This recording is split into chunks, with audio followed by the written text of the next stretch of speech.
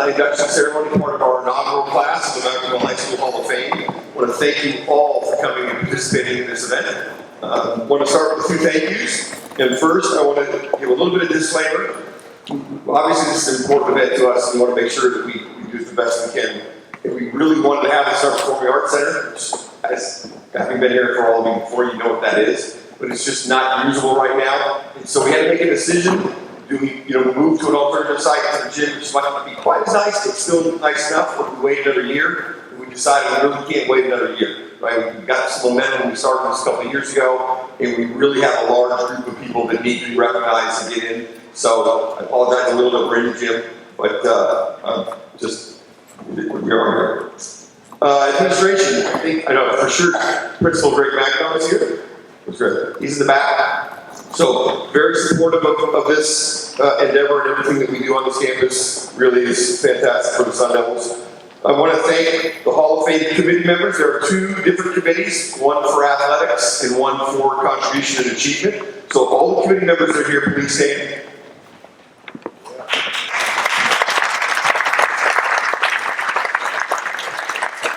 The ones who complain about you putting a nomination, they don't get included.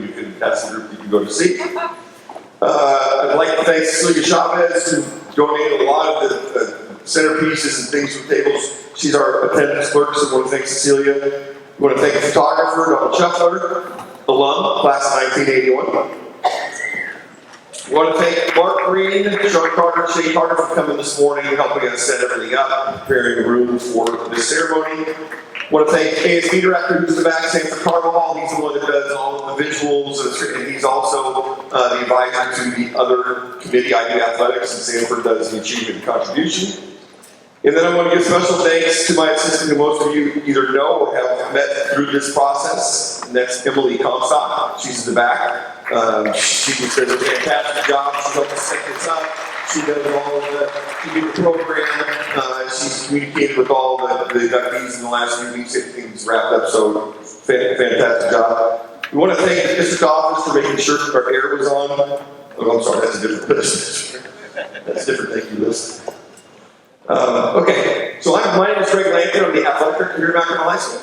Graduate of 1981. Proud to be a graduate of 1981. Of all the things that I've done in my professional career, in all the places that I've been, this has been the most rewarding and fulfilling. It was beginning of the process of the group to create the Hall of Fame, to connect fantastic graduates and other contributors to Carmel High School. You start talking to people and revisiting old people that I hadn't seen in such a long time. You really realize over the 45, coming up to 50 years that Carmel's been in existence, what an incredible impact it's had on our community, and our society in general. The contributions that people are making is just fantastic. I'm very proud that it's not an athletics only. Obviously, like you look around the room, it's a very high tradition athletic school, right? Boys track and field just won our 106th CIF championship last Saturday. So clearly there was a lot of athletic achievement that we, if we want to do an athletic Hall of Fame, but it's really about the school, and it's about the people that we put out into the world that are making a difference in life. And so we really wanted to make sure we got out the contribution and for those that weren't athletes but were achieving fantastic things. And there's some great stories. I really like to get involved with the people that are being nominated.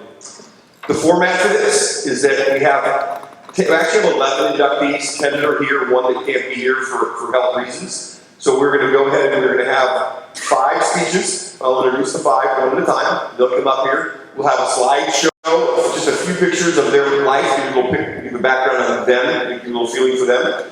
They'll give their speech. The great thing about the first time we did this, we had 14 in the first group, is that everybody's speech was so individualized. Right? We haven't given them a lot of direction on what to do with their speech, so they're kind of on their own, and it's so great that it comes out what their experience really was and how much it benefited them. So I'm really looking forward to that. Then we'll break for about 30, maybe 30, 40 minutes. We've got cake, water, cheese, crackers, cookies, so you can socialize a little bit with people that are here. And then we'll come back and we'll do the last 5 speeches, and then when we're done, we'll walk across the quad and we'll go to the Hall of Fame room, the actual room that was, because Mr. Magno, principal, decided he would give that to us. That's fantastic. And we were able to convert that, and we'll be able to go in there and see all the inductees on the wall.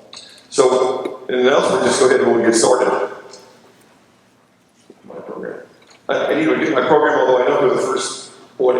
I told him last night, he said, what time should I get here? I said, 5 till 2, but we won't start without you here first.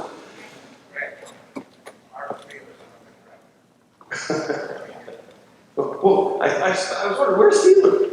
Oh, so our first is stuck in traffic. Where's Sanford? Can we skip it first? No. I mean, yes. Okay. So we're gonna delay our first, and we're gonna go to our second. Our second nominee comes from athletics. She comes from the class of '92. She was a track star here at Carmel High School. We're going to the University of Arizona. She's a very successful professional in the field of architecture, and she now holds the distinction of traveling the farthest to actually come back and get here. The first ceremony we had inductees that came from Florida, North Carolina, Indiana, New Jersey, Iowa. This one comes from Germany, and that is Alison Dringer.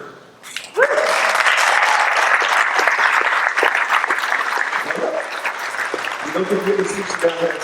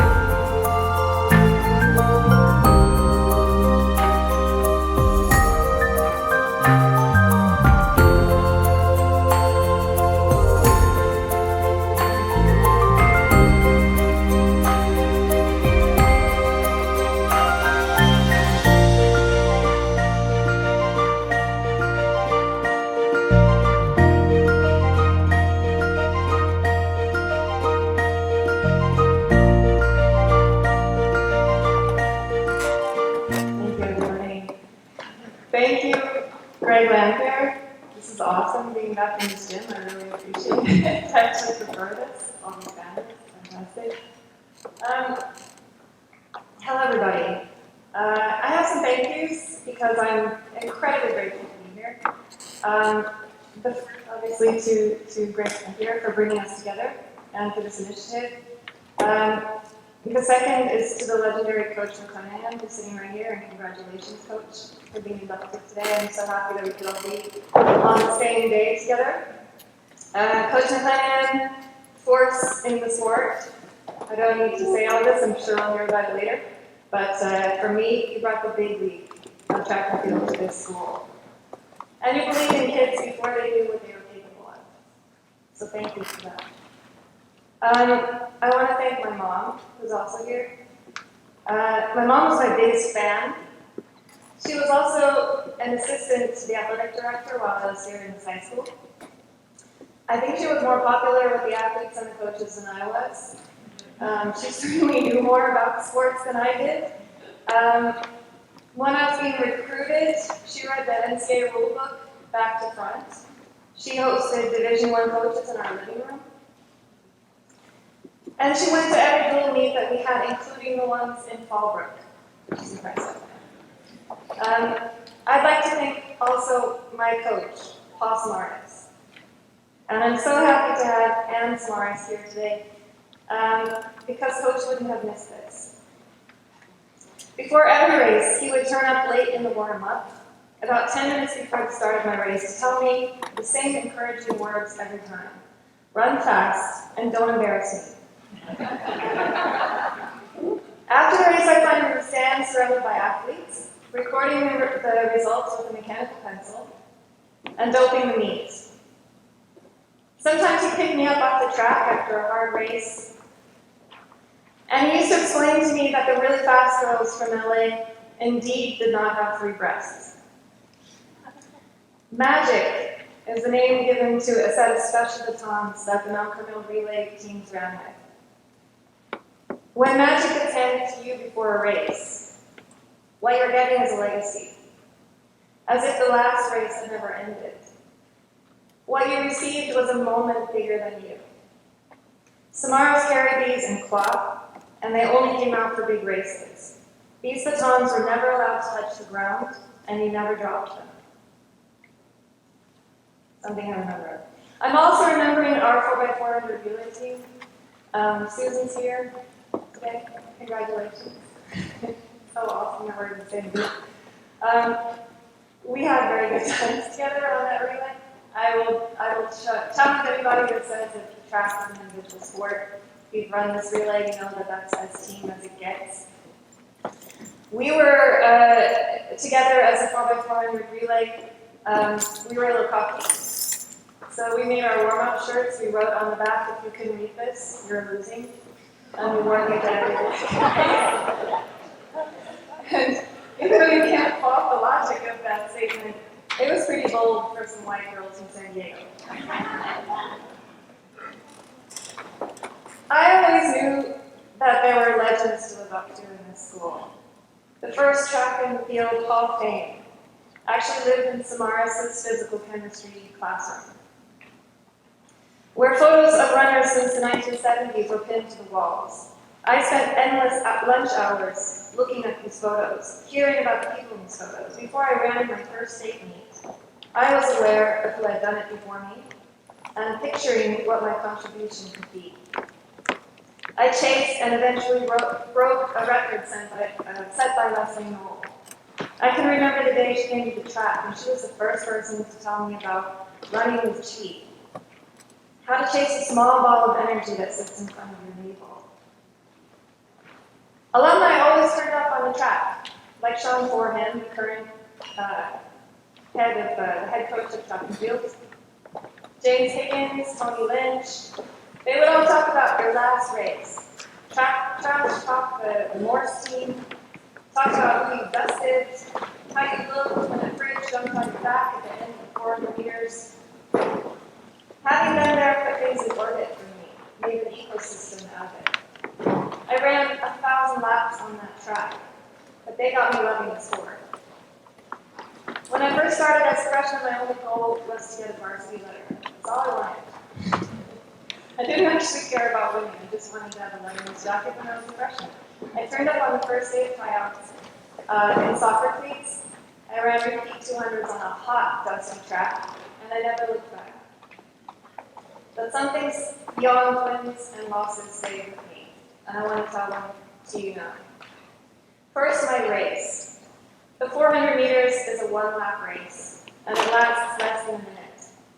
A minute of your life. That's what we always say. It's an eternity. It's a minute of indescribable suspension.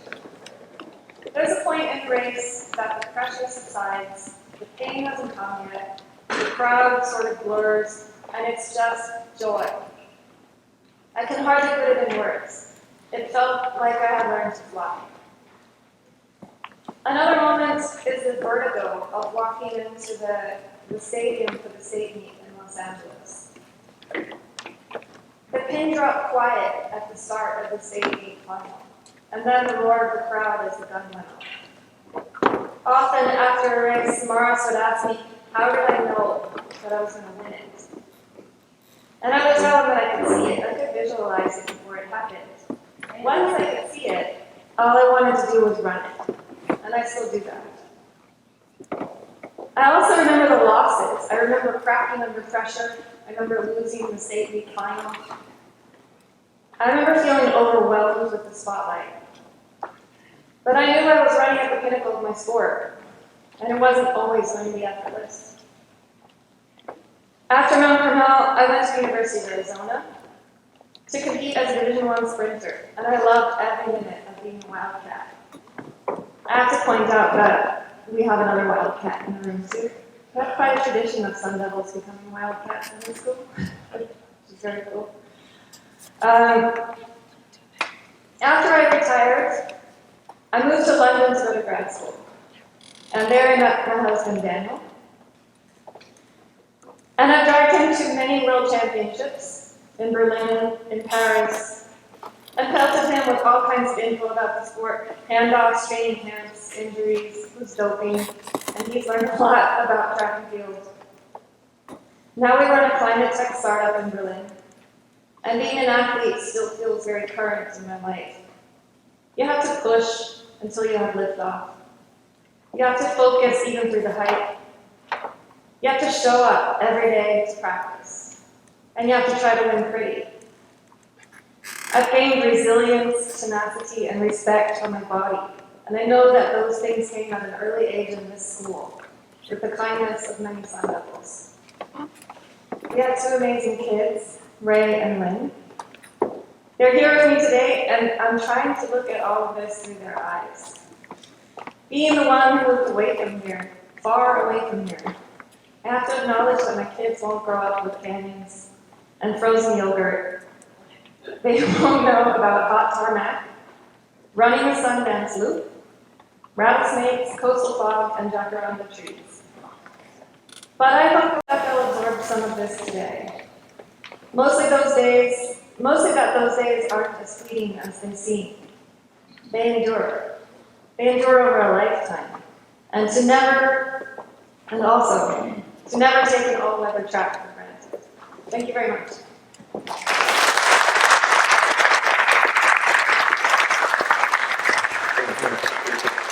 So, all of the inductees from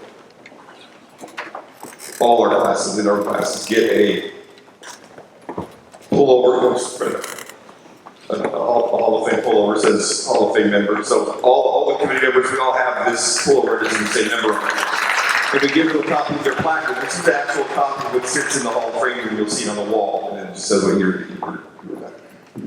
Okay. Congratulations.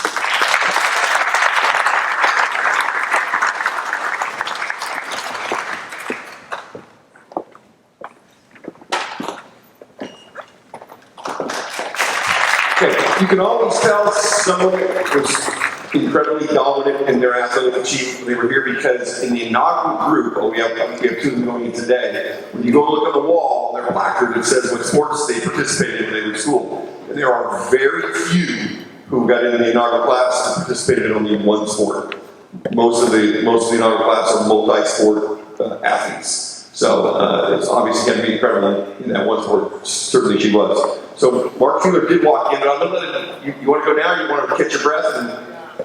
I'll talk to you. Okay.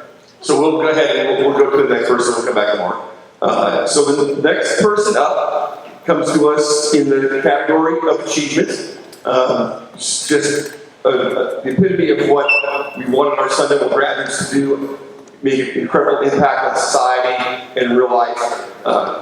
If you look at her profile, you can see, and I had to cut this down because it was she had so many achievements, and obviously extremely intelligent, intellectual educator. And I would love to give you a synopsis of what she's actually doing. My intellectual acumen doesn't quite go that high, so I'm not really sure what she's doing. But she's at UCLA, that's where you'll find her. So we're very proud to have from the class of 1997 Tracy Johnson.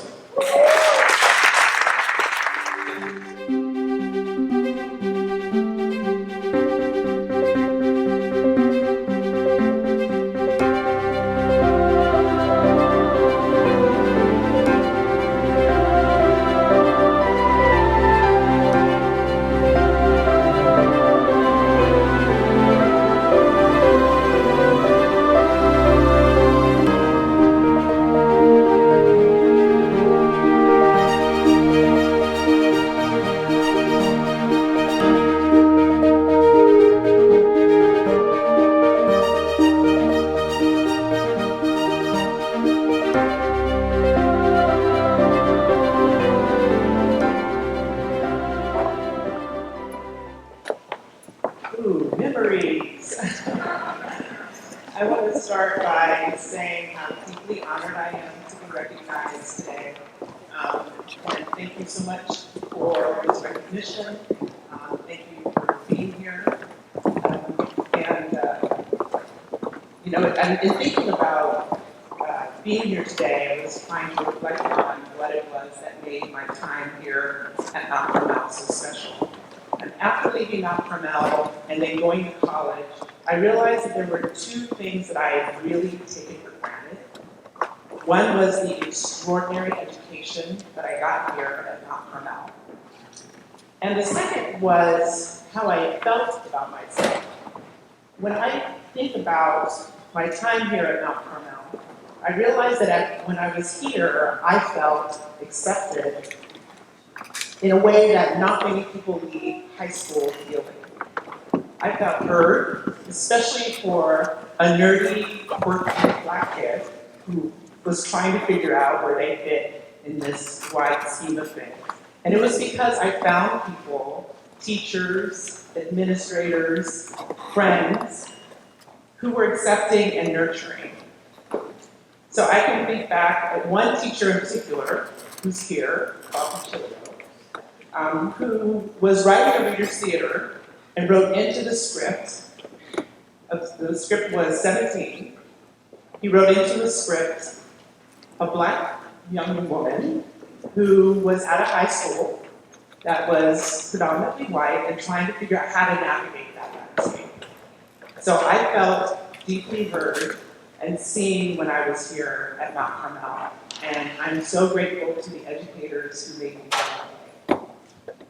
In my current career as an educator at UCLA and as a scientist, I reflect back on the lessons that I learned at Mount Carmel, and they really resonate now because as I think about the students who come to my university interested in studying STEM degrees, STEM disciplines, I've experienced the extraordinary value of recognizing how important it is for people to come at their passion from whatever background, whatever ethnicity, socioeconomic, affiliation, gender identity, to bring their whole selves to whatever it is that they love to do and to feel embraced.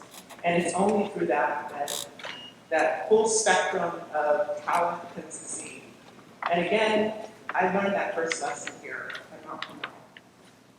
So I should be clear, this goes far beyond some social justice paradigm.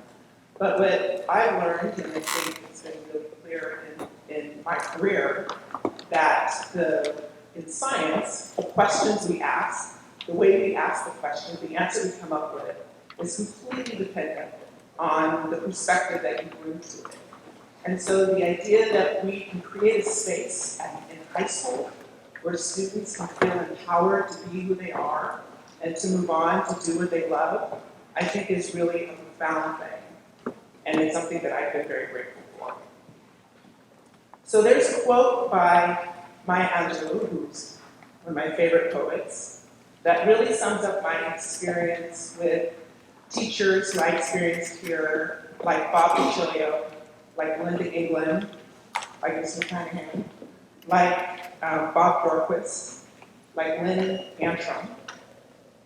And the quote is this: "So I learned that people will forget what you said. They will forget what you did. But people will never forget how you made them feel."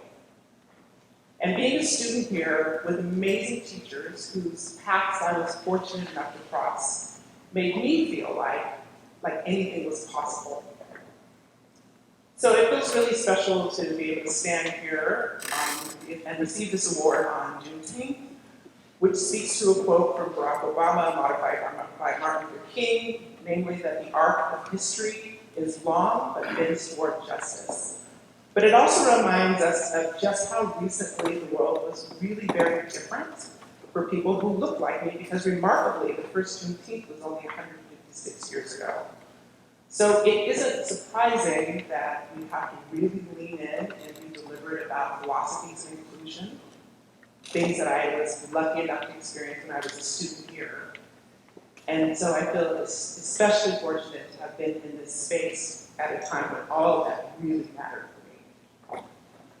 So I would like to really close by thanking the people who've been incredibly supportive of me. Of course, I've been fortunate to have extraordinary teachers, some of whom I've already mentioned. And dear friends, one of my closest friends from my time at Mount Carmel is here with me, Leila Randon. We were friends, we've been friends for years. And Leila's wonderful family who have always embraced me, like second parents, and my own parents, and our dear friends Stephanie and Fred. But I wanted to take a moment to, last but not least, really thank my parents for their incredible support and patience and sacrifices over the many years. There wasn't a spelling bee or a debate tournament or an active decathlon or gymnastics meet that they didn't go to and sit in the front row and cheer me on, even at times when I wasn't quite the best.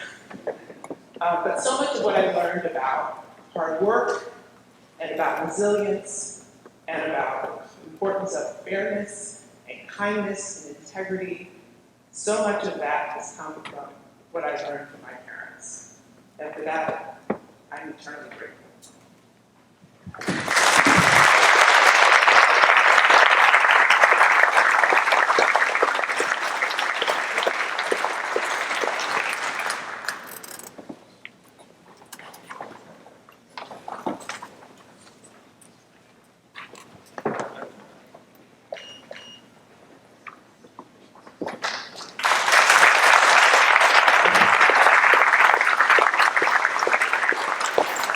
That was spectacular. Okay, so we're going to turn back to the beginning.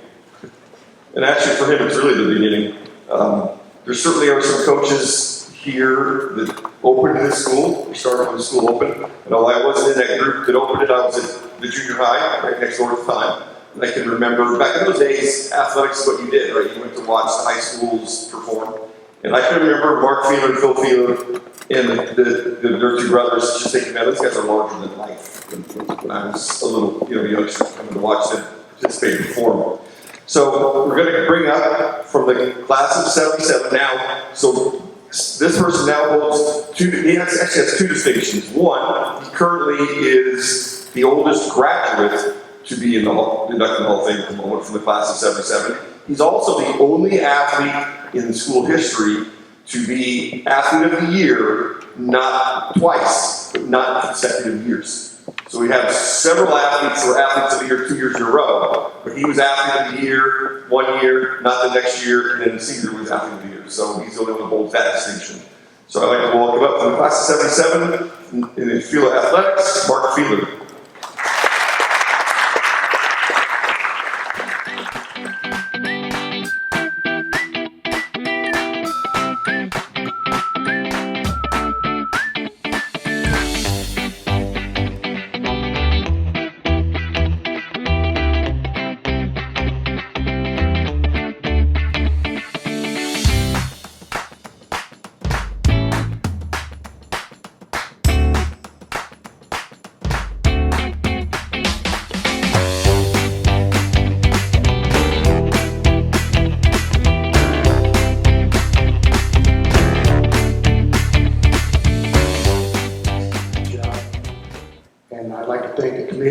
Consideration, and I'd like to thank all the coaches and teammates I had the opportunity to compete with here in the 3 years I was at Mount Carmel.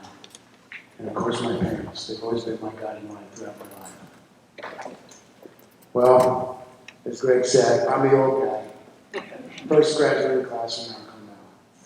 So I'd like to give you a little insight on what it was like those first years. My family moved to San Diego halfway through my freshman year. So I went to the other school, played freshman baseball. All the time knowing that this new school, this Mount Carmel, is going to open up. So they drew the Mason-Dixon line for Palmerado Road. And all the freshmen and sophomores west of that road came to Mount Carmel. And everybody else went to the other school. So we get here and don't quite know what to make of it. I mean, half the school was built.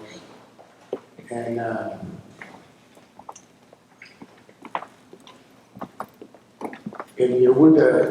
we're the top class. We're going to be the top class for the next 3 years. So when you think about that, we're going to play a big role in determining what it means to be a Sun Devil. What could possibly go wrong there? Well, not to worry, because we were in great hands. Mount Carmel's faculty was second to them. We had these young coaches. I mean, Coach McKinney, Coach Blaylock, they were here. I mean, if it wasn't their first coaching job, it was pretty close to it. But they brought so much enthusiasm to their programs, and they were anxious to get them going and develop them their way.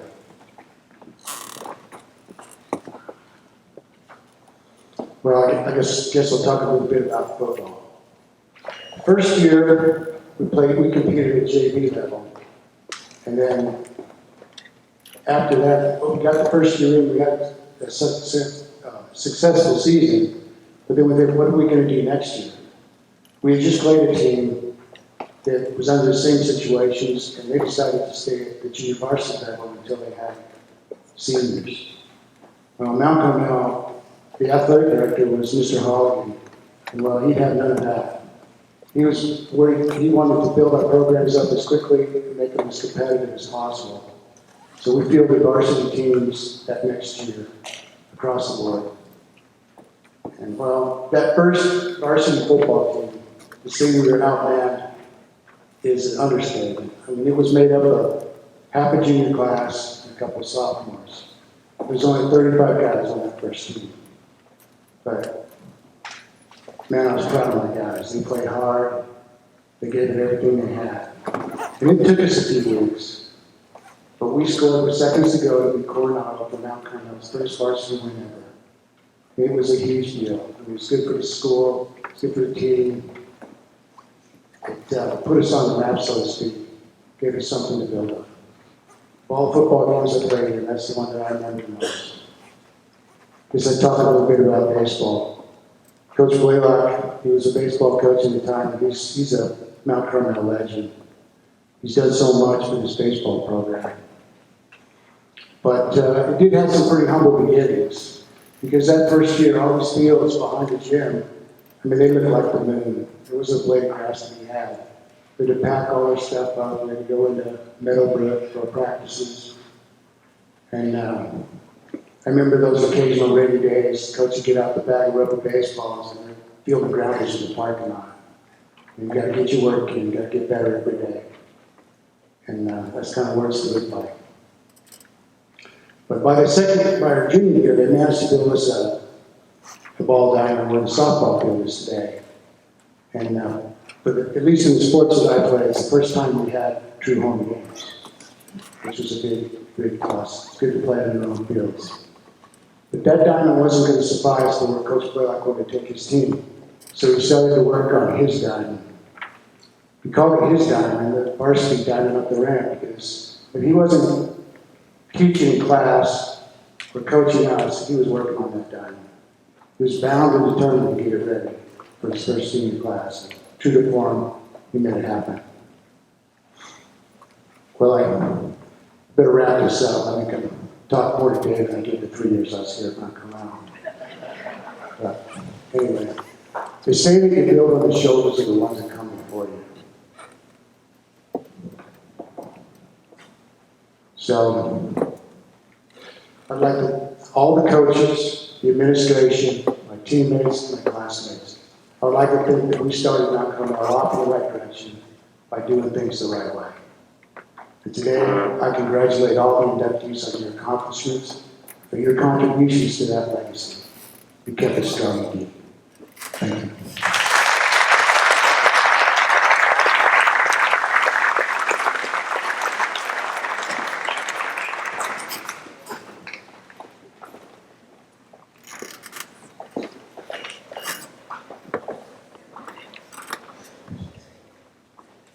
Absolutely.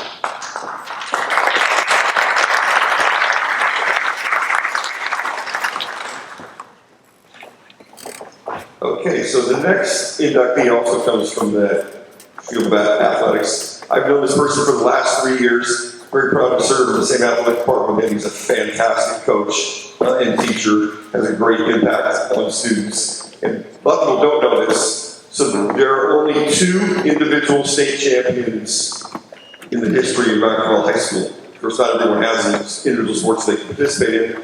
One is Craig Hall, golfer, and then one is our next inductee. The great part about doing this is that there's things you learn about people, and I had no idea, right? So you get their profile, and I'm looking at it, I would have had no idea that he was the homecoming king of prom king from 1992. Anyway, from the class of field athletics class of 92, Gail Miller.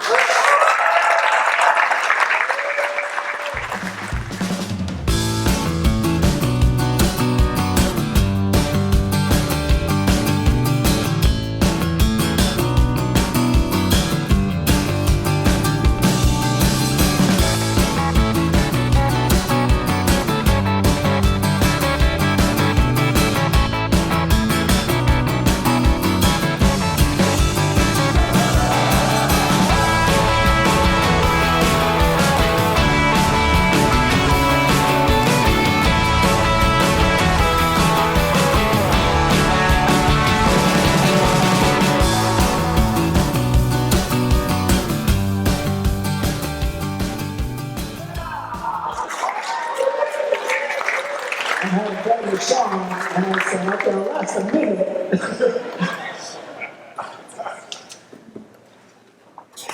My first awards banquet.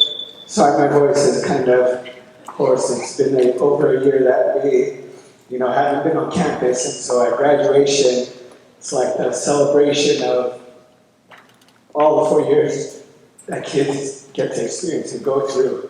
So I'm cheering on my kids, and so this is kind of how I am when I coach. I lose my voice, and some guys know over the 70, 80 matches in the tournament, I'm done like this after my first match, because I can help the kid if I just yell more, but no, don't stop.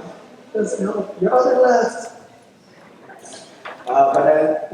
My first banquet in high school, Coach Campo was giving speeches about each kid, talking about how special each one was. And then his voice is cracking, and his speech was kind of like, oh my God, why is this guy crying? It's just a banquet. And then as I started giving my speeches for the first senior, I'm like, my voice is cracking, and I'm crying, and I just remember that Coach Campbell made it okay. That's not a sign of weakness, it's a sign of strength. That it's okay. You're entitled to your emotions and your feelings, and that passion he brought to the wrestling room, something that I'll never forget. I owe my life. Without him and Coach Ismay, I know I wouldn't have the life I live today. Mount Carmel is home, like literally. I'm here every month of the year. From coaching and summer program. My daughter does volleyball in the fall. My son is doing baseball in the summer program and teaching and working with kids. I'm here every month of the year. And there's a reason why. It's because I love this place. Mount Carmel is more than just academics. It's more than just athletics. It's more than just key club or band or performing arts. And you hear the people that spoke before me. It's a place where everybody matters and everybody counts. That you have a voice, you have an outlet. And you might not be like everybody else, but it's okay. And it's a place where kids can thrive, especially in their teenage years where they're discovering so much about themselves. Celebrating the diversity, the beauty of the differences that we have. I know that our foundation has been set with that inaugural class of Mount Carmel students that had to come here early. They had a dual session, Coach McKinney yelling at kids. But as I reflect and look back at the legacy of what Mount Carmel has done for so many, millions of kids, maybe thousands of kids, it's a place where you feel like you belong. And my brother was in band. My oldest brother did wrestling. I kind of followed along, happened to stumble into the wrestling room. Going to the football games was a show. The excitement that you felt when you hear the band playing the cadence and all the people fired up, whether we won or lost, it was an event that I had FOMO, as a little kid. I couldn't wait to get to the games. And this was, just the culture of the school. Mr. Magno has kind of coined a phrase that encompasses this feeling you get from being at Mount Carmel, and he calls it the Sun Devil Way. It's that belonging, that sense of community, that it's home. The teachers here at Mount Carmel, once again, phenomenal education. I'm glad I was able to get to Cal Poly and be able to write an essay and collect data and pass. Yes. Thank you to the teachers. But not only was it just academics, but when they would say hi to you and they would ask you, how's your day? How's your competition? Oh, how are your brothers? Are you a little brother? I am. My brother. There's a connection that they build, the rapport, the well-being that you get from coming on campus. Coach Jay didn't help. "Oh, you got your hair part, ready to learn." I'm like, "Yes, coach," and it was an amazing experience that Mount Carmel brings because of the teachers and the staff and the faculty, the support crew. This is an amazing opportunity that kids have to go through Mount Carmel. And I'm a product of all of you, my former classmates, my teammates. I know I was terrible at track. People don't know I did track for 3 years, but I was good at raking. That was my lane. I couldn't jump far, I couldn't run fast. But man, that pit was nice with the NC Air Force. But that was what I was good at. Coach Campo and Coach Ismay were the foundation of our wrestling program. And I was fortunate enough to take over. Not really tweaking too much, because if it's not broken, you don't have to fix it. All we did was just kind of modify things. Our motto that really kept me straight was, he wanted a vision of what it meant to be a Mount Carmel wrestler. And the phrase that he had was, Superman all the time. So you can't be Clark Kent doing your homework and then expect to ace the test. You can't be Clark Kent in practice and not give it your all and expect to be Superman when it comes match time. We always talk about living a good lifestyle. Always talk about giving your best, and then good things will happen. When I look at the room and I see my former wrestlers or my teammates, it's a testament to the foundation that he built for the program that I was able and fortunate to get through. And when I look back, I don't really look at, being a state champion, it's an accomplishment, but it doesn't really define me. I think the other lessons in life that I learned from Coach Campo are more important. What kind of father are you going to be? As a kind of husband. And I fail a lot. But I always try my best and try to make it better because of those life lessons that I learned through the wrestling program.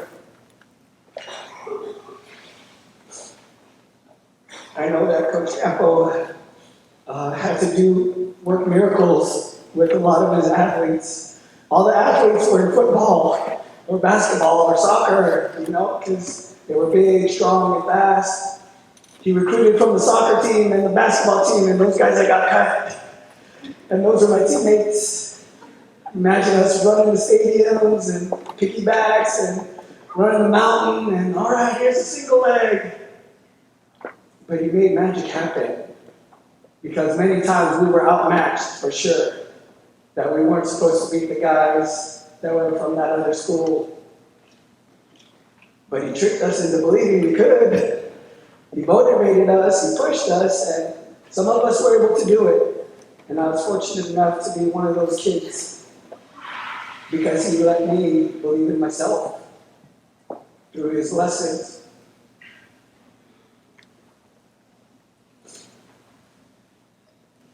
I have to thank my family.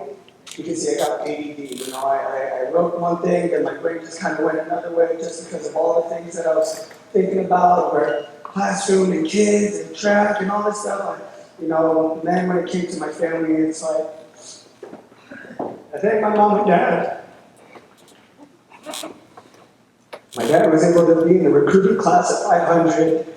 And I think he said maybe 30 of them were able to join the Navy. If he didn't do that and have a vision of having a better life for his kids, I'd be selling blood on the corner, hey, my blood, But education came first, and I got that from Mount Carmel. The work ethic and the fight, I got from my dad. The emotions that I have, I got from my mom. Because mom was the glue to the family. And I appreciate them for being the providers. I appreciate my brothers being the youngest of 3. They beat me up. Not like punch me, they didn't kick me or whatever. One of them would grab my feet and the other one had his knees on my chest and doing the spit thing and slipping me back up and they would miss and that kind of lit a fire in me, want to fight though. But they gave me that fight. And then I think of my greatest accomplishment was that my wife said yes. I met her here at Mount Carmel, and I wrote in her yearbook, it was a long message, hey, call me, we can hang out. And never called. Sophomore year, they were going to RB opened up, hey girl, come on, give me a call. And I never called. And I want to tell myself, because she wasn't ready for this. But in reality, I wasn't ready for her. Coach Campbell wanted us all to be Superman, but she's not Superwoman. She's beautiful, but not only that, she's smart, loving, caring. Holds the fort when I'm at my 2-day tournaments, takes my kids to all their activities. I'm lucky to have future Sun Devils. My youngest son promoted and my daughter's a sophomore. And there's a reason why they're coming to Mount Carmel, because I want them to have a similar experience to what I had. Because I know the people here, they care. They're going to build that lifelong relationship with all the kids that go through these walls. And I want to thank all of you for listening to me and hearing me cry. But it's important for you to understand that this school is a special place that you don't understand unless you've actually been here. And so my message to you is that this is a great place. It's great to be a Sun Devil. You'll hear that all the time, but I'm really thankful for the opportunities that Mount Carmel provided for me. Thank you very much.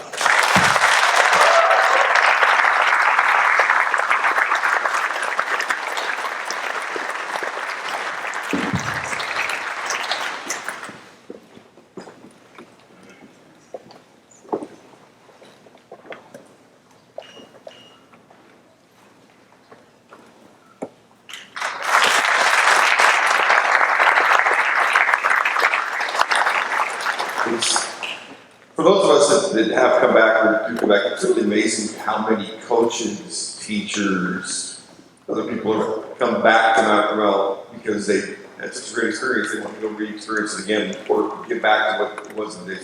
There really are a lot of alums that come back to work. And so obviously Gail's one of them. Okay, so our next inductee is one of our most decorated female athletes in school history. I actually didn't really know, but I met her a few years back. In my last position, we used to go to a social where she coached at a community college, and I was at high school. And when her name got put up on the board, I went, I know that name. I don't know that name. I don't know anything about softball from the 1990s. And then I went and looked up, and I went, so we never had a discussion. I go, hey, what high school did you go to? Well, we didn't get to talk about that. She actually was a really decorated softball player. She was also a track and field athlete, volleyball. She would go on to play at Cal State Northridge, and before she got into coaching. And she's been very successful. I know she's very highly regarded because I was there, coached at Hancock Community College. And from the class of 92 in field athletics, is Sia Mamasolo.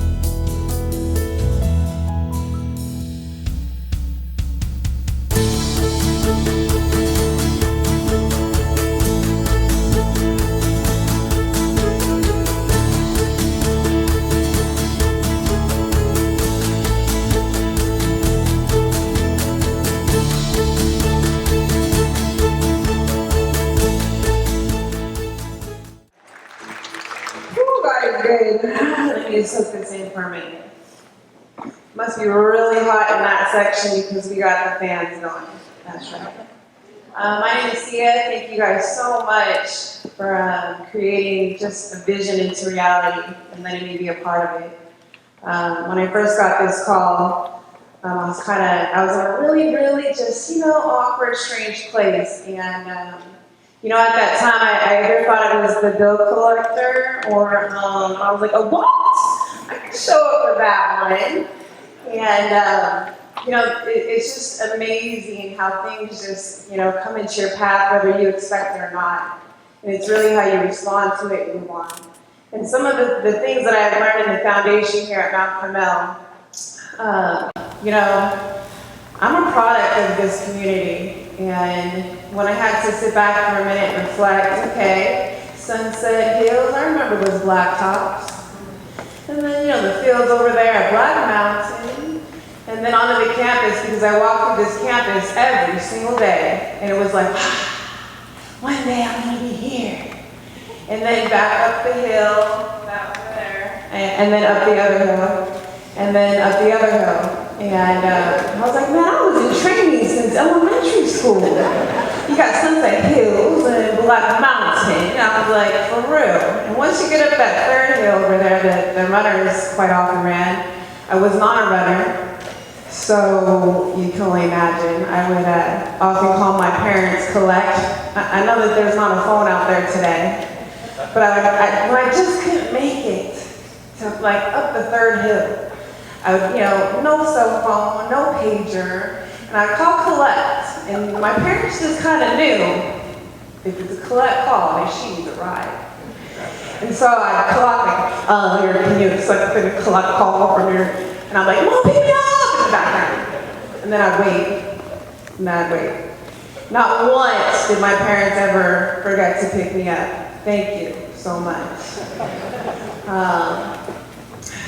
Man. I did get to play lots of sports here, and I wanted to honor really and the seeds that have been planted from the coaches and the administrators and the counselors and the teachers from top to bottom and from bottom to top. And to this moment right here, I'm incredibly grateful. But really, I can't get off the stage without just talking about a few lessons that I've learned from my coach, Charlie. She was able to take, a bunch of just talented athletes because, again, I just kind of showed up to this gym right here, and it was like, I wanted to play. And I can see that the water fountain has been upgraded. That's great. That's right. But lessons like punctuality. And I remember the first day I was late into this gym was the last day that I was late, ever. If anybody knows about that ring of fire, if you played volleyball for Charlie, you don't want to be in the ring of fire. So from then on, was I late to another practice? No. So lessons like that, showing up for the things that truly matter to me, I'm able to do too. Thank you, Charlie. Soccer, Coach Dutton. I don't know what he saw in me because really, for a person that didn't like to run, a person that doesn't like to run doesn't end up on the soccer field. So he put me as goalie. And my deal was like, I get to wear something different. I don't have to wear that uniform. Cool, I got gloves, and then I got new shoes. And what soccer taught me was really humility. I was a role player. I wasn't at the forefront in this sport. And quite frankly, being a role player and coming off the bench, the moment that he said, see it, you're in, I'm good. You don't have to put me in, coach. Like really, I'm good. And when you're a soccer player and you can throw the ball farther than you can kick it, that's humility. So I have learned such a great deal of respect for the players that really play soccer and for the sport, absolutely. Track and field, wow. Coach McClanahan, I am so grateful. Hall of Famer, there you are, I saw you. The lesson that I learned from you that I still use it today, Coach, and I don't know if you remember, but I'm talking about planting seeds. And the seed that you planted in me a long, long time ago, because again, I was coming up that hill, lots of hills in this area. And I just remember like, Coach, everybody gets my name wrong. Like, why is it so hard? He's like, look, Sia, when you're great, people will know your name. I was like, so I'm not great. So you do great things, and your name will be pronounced right. And that set a fire in me.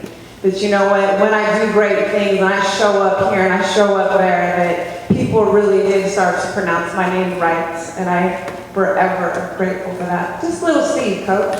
Thank you. And then softball, man, greatest memory, thank you, Coach Lorenz.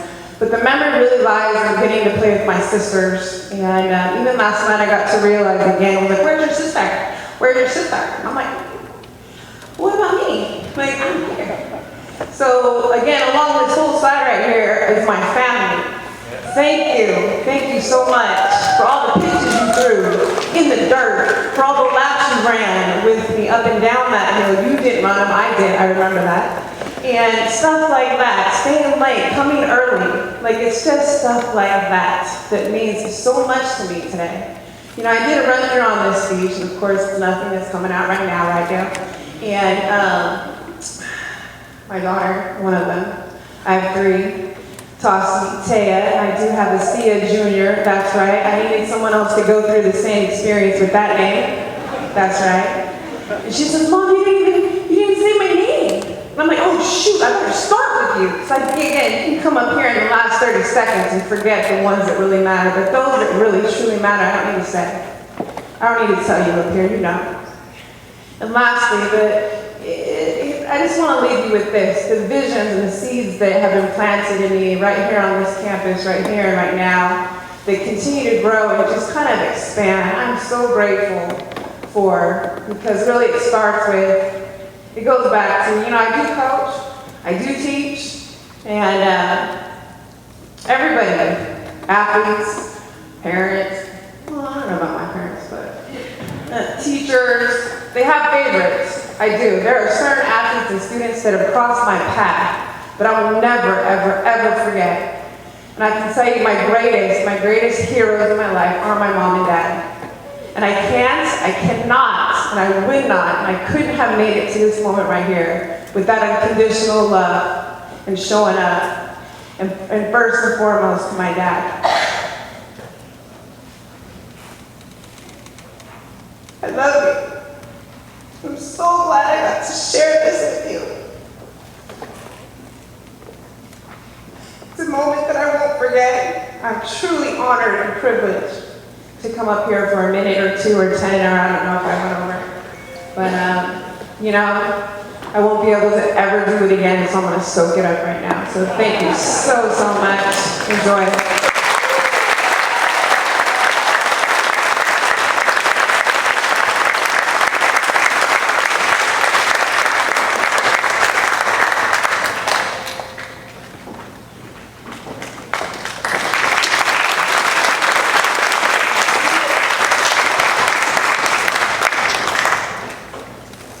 Okay, that was great, Steve. So the next inductee was someone that was in the inaugural group. He's not able to make it here. One of the things that we learned, even as great a place as Carmel is that it doesn't put us in a bubble. And it doesn't make us immune from the trials and tribulations of the real world and real battles and real things that are going on. So this person's having health issues, so he was not able to make it. He'll explain himself. But he was able to record a video that was important. We wanted to get this done. He was an athlete that came a decade after I did, but you can tell just by looking at his thing, the one thing that was, it's all probably unheard of today, he was actually able to go to a high-level Division I and play baseball and football. He actually did it at 2 different schools, which is really remarkable. But we'll go ahead and, are you ready, Sanford? And this is from the class, it's Matt Miller.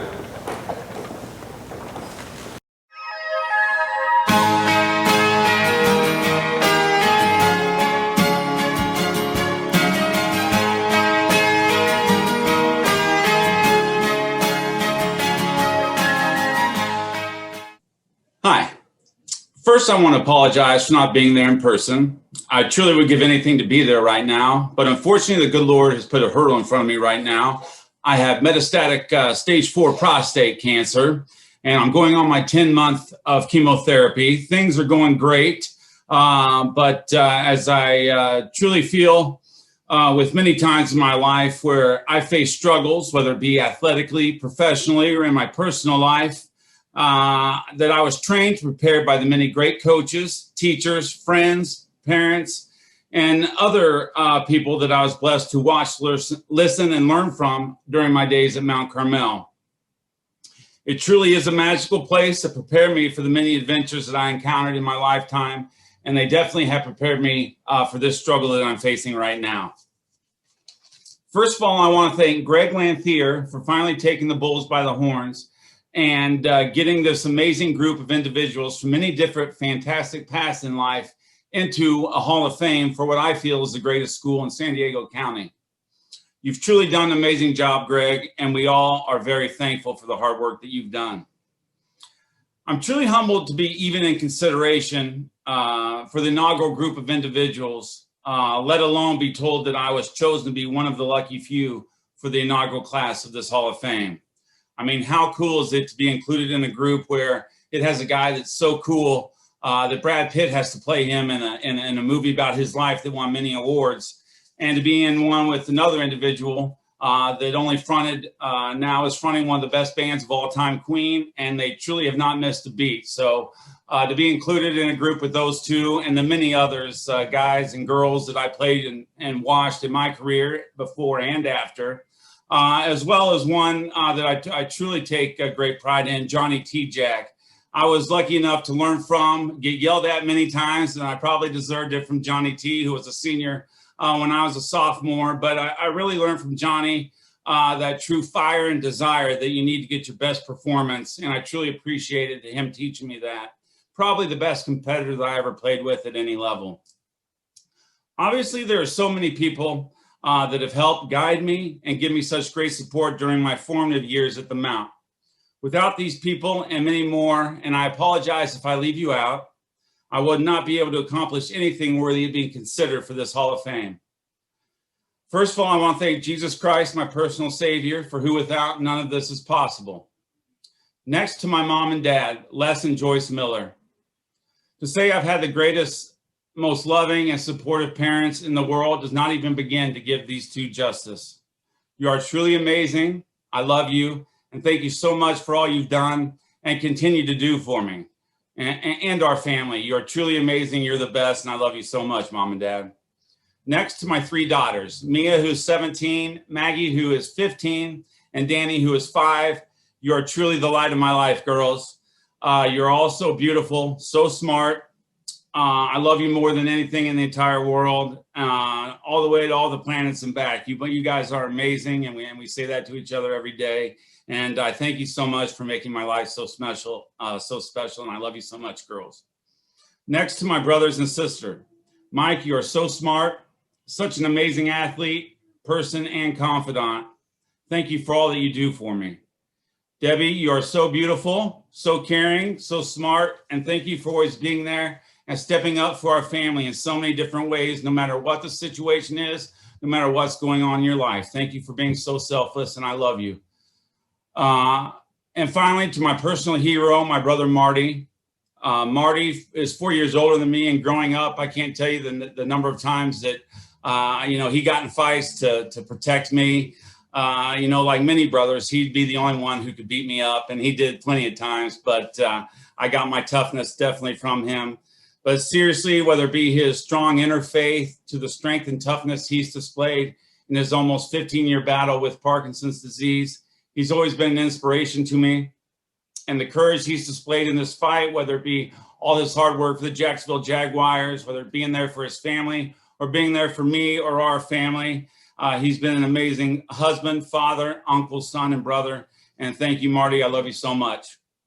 To my nephew, Casey, my niece, Leslie, and all their families and the rest of my family, thank you so much for always being there for me. And I love you so much. You've always been so supportive. Next, I would like to thank and express my everlasting gratitude to the many people who touched my life and helped me in so many different ways during my years at Mount Carmel.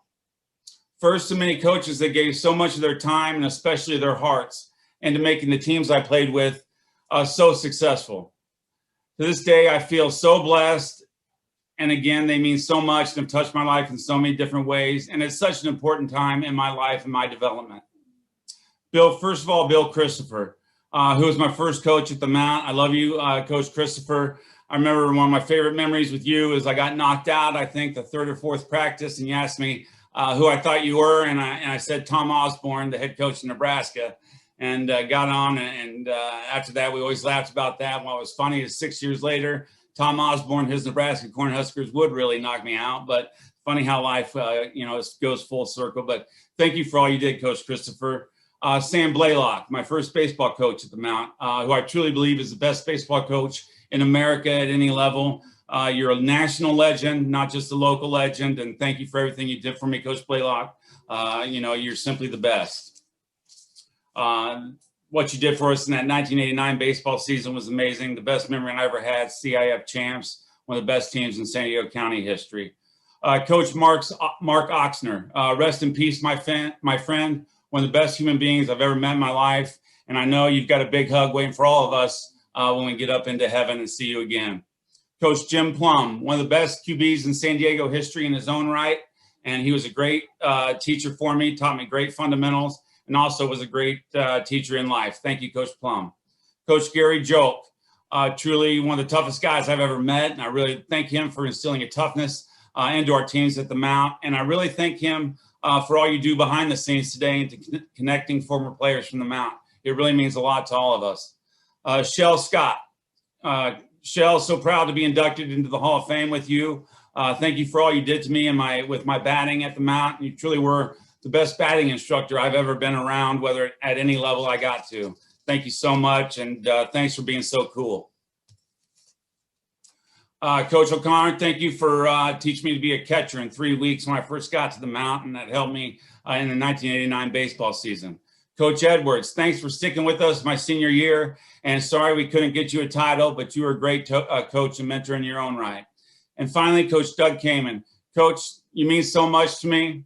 Your words still help me to this day. Thank you for always believing me and always making me believe in myself. I'll still cherish the day you took me to the top of the bleachers and read me If by Rudyard Kipling. It's a poem I still use to this day, and I hope that I've lived up to it and some of it has rubbed off on me, but I'll really cherish you. Really helped me in many ways outside of football. You're a great man, Mike came on, and thank you so much, and thanks for all you taught me. And last but definitely not least, my teammates and friends that made my years so enjoyable and so many contests victorious at the Mount. First off, Jeff Hamm and his family. Jeff was senior quarterback when I got to the Mount, and I had to compete against him, and he could have been really mean, but he showed that Sun Devil spirit, and him and his family took me under their wing. I really appreciate that. Joel Newman, you're a great athlete, quarterback. You moved to tight end, and we had a great connection. I always have great memories with you, Joel. Jeff Scott, great running back, went off to Cal Poly, and also a great friend. Jeremy Sawson, a great friend who would have gone Division I, whether his back not gave out on him. And really appreciate that and all you did for me, Jeremy, and your family as well. Robbie Quimbo was a great baseball player and football player for us at the Mount, and went on and started around right tackle for the University of Memphis. Great career. Michael Graves, still one of the best athletes and wide receivers I was proud to be with at any level. And it was great playing with you, Michael. Chris Ryder, thanks for protecting me up front. Always a great friend and a trusted and loyal guy. Kenny Bickle, Tommy Lawrence, Adam Donovan, great memories with you guys. Thank you so much for your friendship. The 1989 senior class in baseball, Steiner, John T-Jack, Jeff Hamm, all you guys were so amazing. Just loved, playing with you guys. It was just a great time. Doug Hill and Mario Israel, great pitchers and friends. Enjoy memories with you. Andy Panganiban, great second baseman. Eric Dockery, a great friend, great outfielder for us. And probably my best friend on our baseball team, Andy Owen. I'm so upset that, our friendship, haven't seen you in a long time, but our memories are always cherished. And hopefully we can hook up in the next couple of years. Andy Owen was a great baseball player, All-American UC Riverside, and also just a great friend, probably my most trusted confidant in my years. And I loved our times together, Andy. And finally, to Scott Brownholtz, Mike Esnell, and Derek Tidwell. Mike Esnell and Derek Tidwell are there today to represent me, and you can see what great people they are. And we were kind of just a group that always hung out together, did everything together, and just the memories that I cherish on the field and off, and even more off, after our years. All three of them have been extremely successful in their walks of lives, and they've been just extremely successful as a great friend. But again, thank you so much to everybody at the Mount. Hope you guys are having a great day. Congratulations to the other Hall of Fame inductees, and I wish I could be there again. And again, thank you for giving me the strength to go on this fight I'm about to go on, and I'm going to make it. Thank you so much. Love you all. Have a great day. Okay, so guys, we're going to see friends that are here, come up here and see his lap and his sweatshirt. So to try, is there, or is there?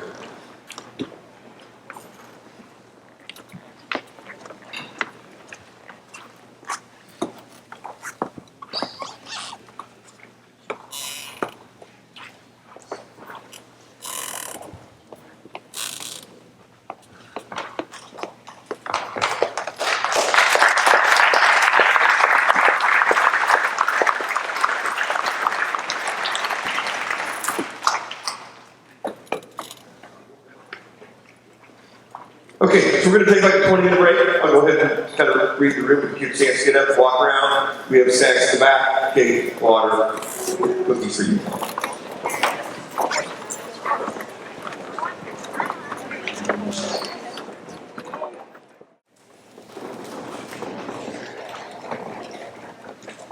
Okay. Our next inductee has really a great story. If you read his profile in the program, this is really what it's all about. Someone that graduated from Carmel High School, obviously has some skills and some knowledge, and use those skills and knowledge to really benefit a whole bunch of people in a place where they really needed the help. He actually has a distinction right now. He's the youngest that we've done through the induction. We actually have a few younger in our group that haven't come to their ceremony yet, so from the 2 years, he'll be the youngest that we've had inducted. From the class of 03, in the category of achievement and philanthropy, is Vaughn Spethman.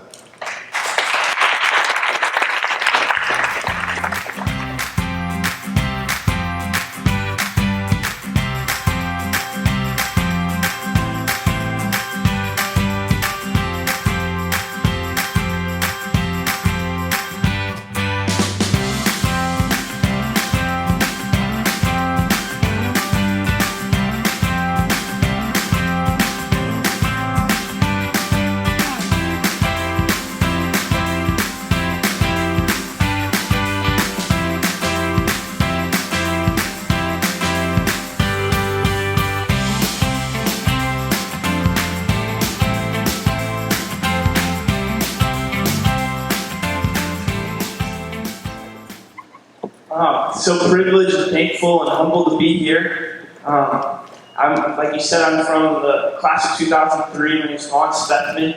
I went on to Azusa Pacific University, and I did a service trip while I was in college. And there were some cute girls going on this trip to Zambia, and they said they wanted a few more males to go on the trip, so I went.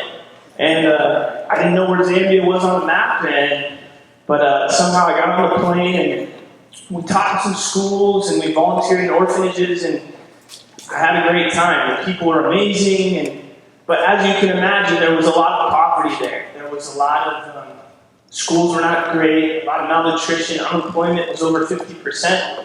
So I thought to myself, I'd like to come back for more than 4 weeks, and how can I make a big difference? So I went back to Azusa and I wrote a business plan, and it was called, I thought of the company Zam Bikes. And what I liked about bicycles was it could help in so many ways. If a nurse had a bicycle, she could visit more patients in a day. If an entrepreneur had a bicycle, they could bring things from rural areas to markets, and then things from urban areas back to rural, to the villages and things. And so I got excited, and I was like, when I'm 60, 70 years old and made a ton of money and super successful, I'll do Zam Bikes, and that'll be great. I feel like God had other plans, and He just kept opening doors, and I graduated in 2007 from Azusa in May, and in July 2007 I was in Zambia doing Zam Bikes, so it was very surreal. I lived in Zambia for 9 years, and it was an amazing time. I can remember sitting in church. There was a missionary from Kenya, and he was talking about living in Africa, and I prayed to God, whatever you do, God, please don't send me to Africa. So he has a good sense of humor, I think. So I lived there for 9 years. Zambikes, we brought over 10,000 bicycles, distributed them to medical workers, and social workers, and police officers, and entrepreneurs. And on the side there, you saw it looked like a bed with wheels and a canopy. And so we called that the Zambulance. So it was able to bring people from rural areas, a lot of pregnant women, miles away from clinics, into clinics. Where one of the moms that was brought into a clinic and had a safe delivery, they actually named their child Vaughn. So that was a highlight of the time. We also made cargo trailers where people could load up more stuff on their bikes and bring it into the markets and things. And 10,000 bikes, that's a lot of bikes, and it's a lot of trailers. And when I first started, it was all about how can we get more bikes and more trailers and more things, but unemployment was so high. What I was most excited about when I was there was the ability to give people work. And our first container that we sent over, Zambia is landlocked, and you had to bring the containers from Asia, and then it hit South Africa or another country, and then you had to wait at that port, and then it would sit at another port. So it took a long time to get to you. So what did I do? I played soccer here at Carmel, so I played soccer while we waited. And that was how we initially got our first bike mechanics, was who was the best players on my soccer team got to come and work and be our bike mechanics at our thing too. So I'm really thankful for being here at Mount Carmel, because I feel like being in Zambia, school is not an automatic thing. A lot of things that we take for granted, like running water, like electricity, like having 3 meals a day, it didn't happen over there. So when you're here and you grew up in San Diego and you're in the Power School District, you're comparing things, but now coming back and seeing these amazing facilities and amazing teachers that were super educated, a lot with masters, and they're so positive. I appreciate it that much more. So, if I'm honest, I didn't come here because I played on the U.S. national soccer team in the Olympics, but the reality is, I'm thankful. I feel like sports is so much more. We celebrate the banners, and those are important. It's important to want to win. It's important to do your best. It's important to work hard. But the skills that I learned here, playing soccer, I can remember Coach Green, you show up to a game and you're not playing the best. And he'd say, go out there and play with your hair's on fire. And it's not easy. You don't always want to do your best, and those kind of skills when things were hard, when you didn't feel like it, but still wanting to work hard, was a huge skill, and I'm thankful for that. So, another big impact when I was here at Mount Carmel was FCA. So thank you, Coach Campo, for that, and everybody that was involved for that. It helped me to remember that the world's bigger than just me, and so I'm thankful for those times. The biggest, unfortunately, my wife couldn't be here today because she was called to the hospital and they were short-staffed. But I'm thankful for her. My wife was born in Zambia, and so that was like a huge blessing to meet her there. My 13-month-old daughter was not able to be here because she was called for a nap. So that's unfortunate. But one of the biggest reasons I'm here, I'm thankful for the honor, but I'm excited to have my daughter see that her dad did something cool. I just want to thank you, Greg, and thank you, Mark, for having me be here. And, it's a big honor, and I guess what I want to encourage everybody, too often right now, we want to be around people that look like us, that think like us, that talk like us, that dress like us, and it was so great to be in a place like Mount Carmel where I felt fully encouraged, and I could go out and be with other people with different cultures and understanding, and I'm so thankful for that. And I'm thankful for my parents and my nephew who are here too, and thank you for your support, and I couldn't have done this without you. Thank you so much.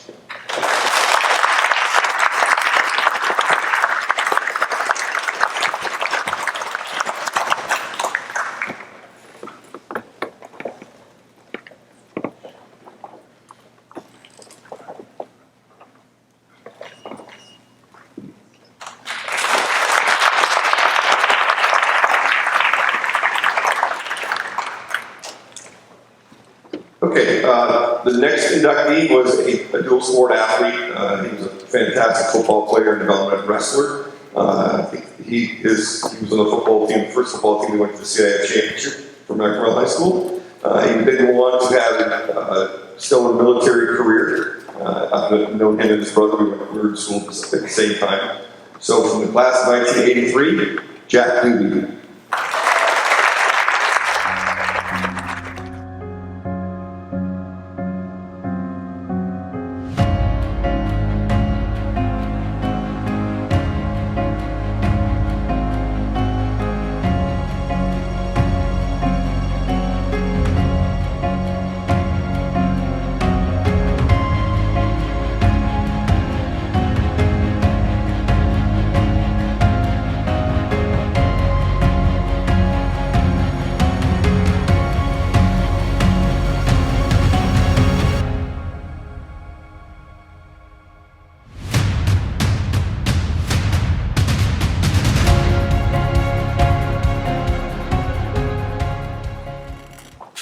Okay, so the last time I did this is at Palomar. I really wasn't prepared. So this time I wrote out everything that I want to say. So anyway, start out with thank you for building this for us. It's amazing. Thank you very much. Greetings to my family and friends, coaches, fellow Sun Devils. I know some of you traveled a long way to be here. I'm extremely grateful that you took the time to be here. This is a huge honor. So first, I want to thank the committee for their decision to nominate me for the Mount Carmel High School Hall of Fame.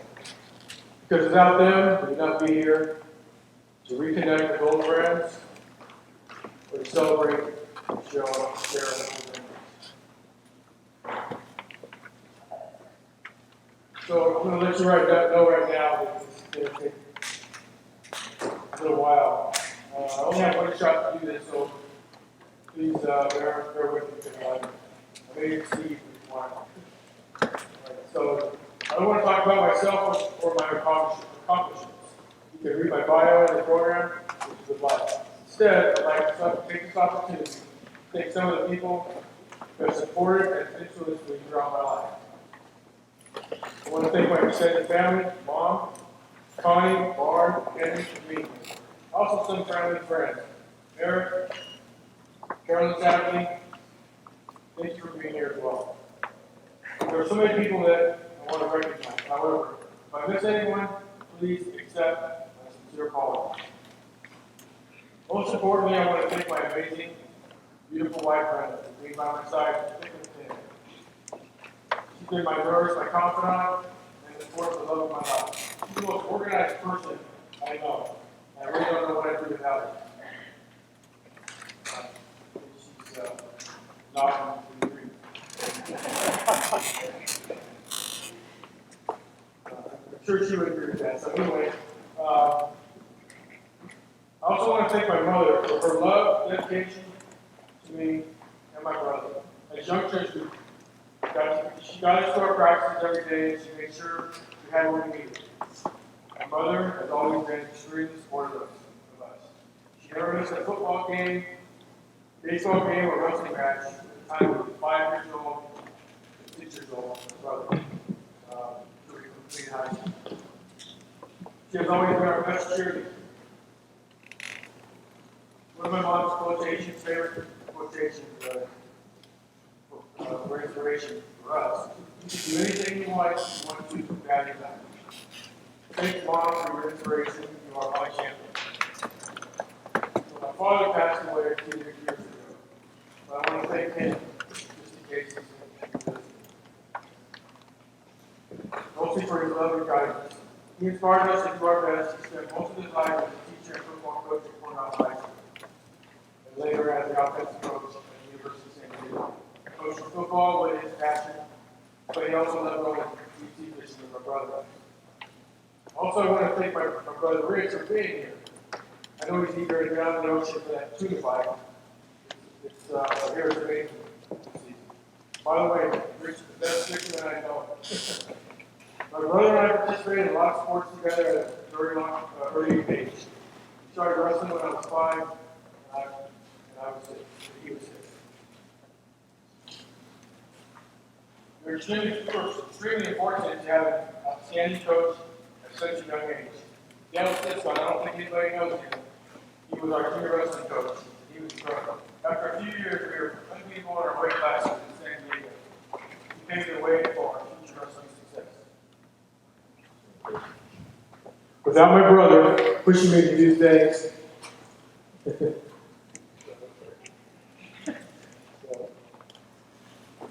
Rich and I wrestled a lot as young kids. He gave me a beating while practicing his moves.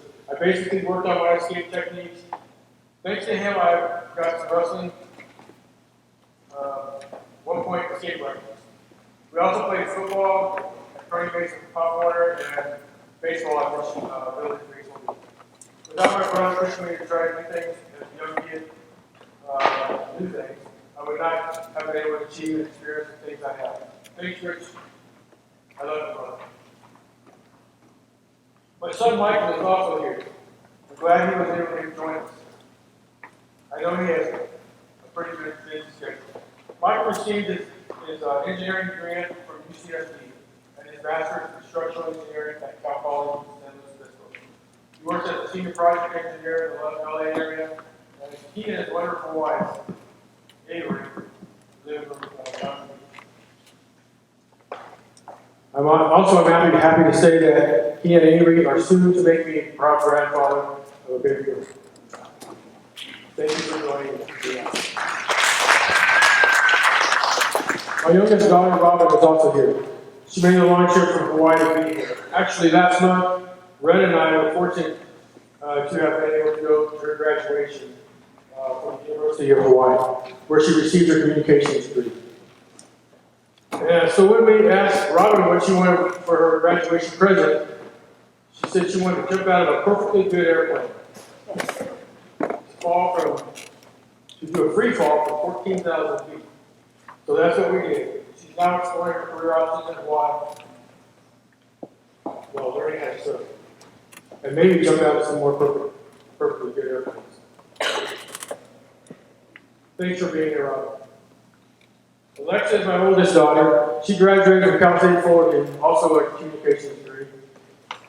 She immediately was hired by the company House.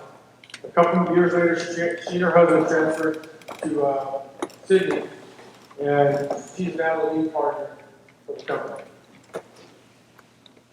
Unfortunately, they were unable to come. However, recently, I was notified that she and her husband are also having a baby. 2 granddaughters. That's amazing. As you can tell, I'm very proud of each of my kids for what they've accomplished in their education and in their professions. However, I'm even more impressed by the way they have carried themselves throughout life. They are each confident, though humble, friendly, and funny, educated and smart. We are a very close family, even though we're scattered around the globe. I'd like to share some memories from the past of some of our coaches. Coach Shivola and his wife Janet are here. They drove down from Culver City. Coach Shivola was my freshman coach here at the Mountain. In 1980, I remember him as a methodical thinker and a poised man. Unfortunately for Mount Carmel, he moved to teach and serve as the athletic director at Culver City High School. Because of his countless contributions at the school, Culver City Athletic Stadium was named after him in his honor. Coach Christopher and his daughter Robin, who was also my classmate, is here as well. They flew in from Arizona to attend the ceremony. Thank you both for being here. During my sophomore year, Coach Christopher brought me up to the varsity team when I was only about 126 pounds. Reflecting back on what his intentions might have been, I think he was trying to get me to do the impossible by scaring the crap out of me with some huge guys like Bolton, sharing some huge, sorry, crap out of me for some of those huge guys who could truly knock my head off if I didn't quickly learn to duck, guard, dodge, and run faster. Fear is a great motivator. So, hey, Coach, I'd like to talk to you about that sometime. As I gained a little bit more weight in my junior and senior year, Coach Christopher gave me the ball more often. In fact, I got the ball so much, I'm sure my fellow teammates must have thought I was a ball hog. In one game, I think I got the ball about 42 times.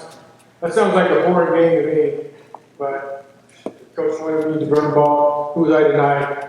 Who was I to split the coach?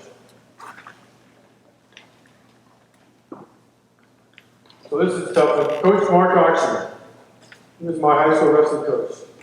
And as you know, most of you know, some of you know, he passed away a few years ago. It's difficult to talk about him because he was so special to me. To keep it simple, I'll share this.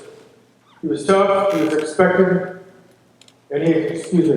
he was tough and he expected his wrestlers to be tough. He loved his students, especially his student athletes. Practices were intense and regimented. We worked hard and most of us cut a ton of weight. His tough mental attitude helped me to prepare for the next level of competition. Over the years, we stayed in touch. I spoke with him the night before he passed, and he's truly missed.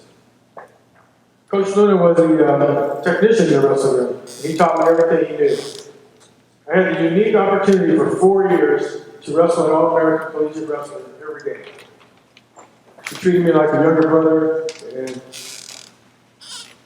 he was and still is a very humble, good man. So obviously I don't have enough time to share all the memories I have about Mount Carmel.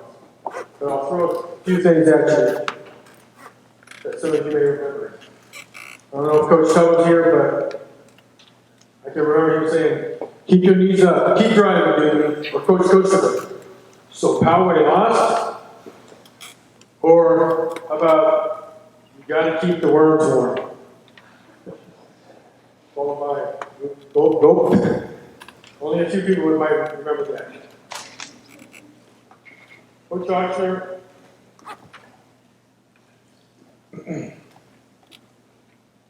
also had some sayings, which was, bigger they fall, the harder they fall on you.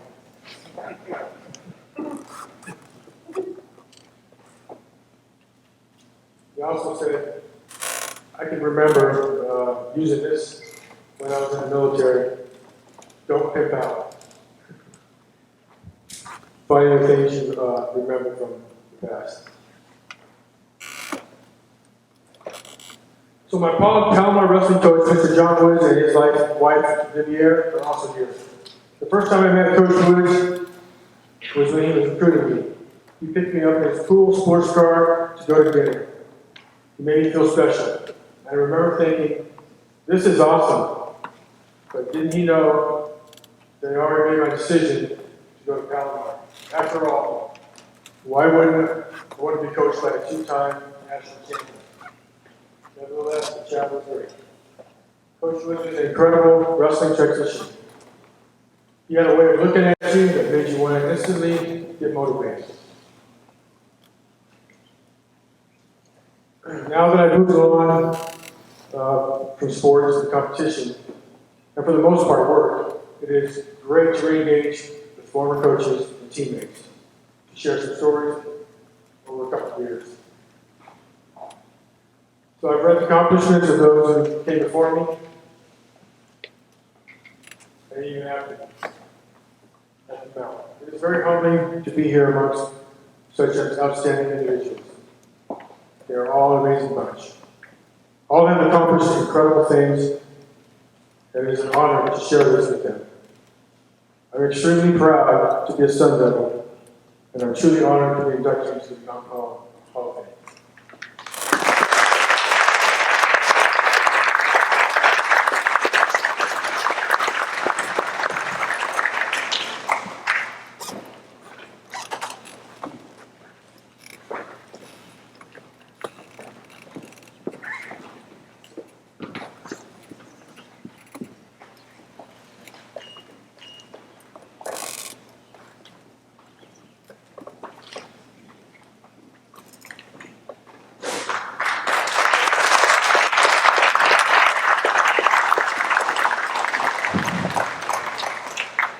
Okay, our next inductee is coming in the contribution category. He's the only contribution member in this today's group.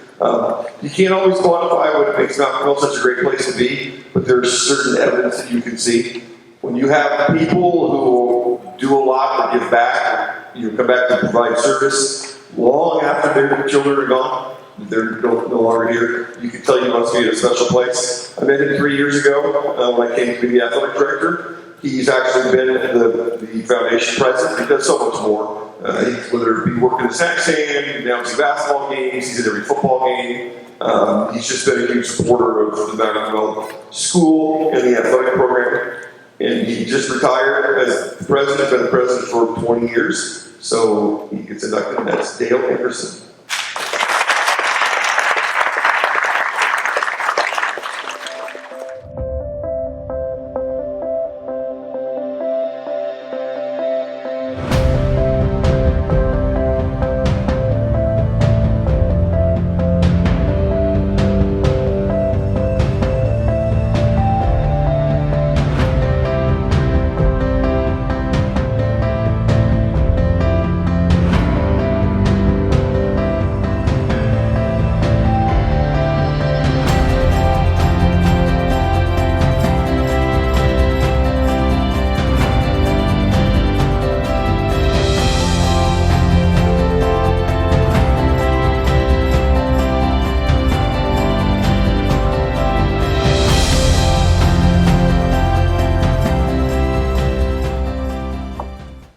First of all, I would like to thank all the members of the Hall of Fame Committee for my election. I'm extremely grateful for their consideration.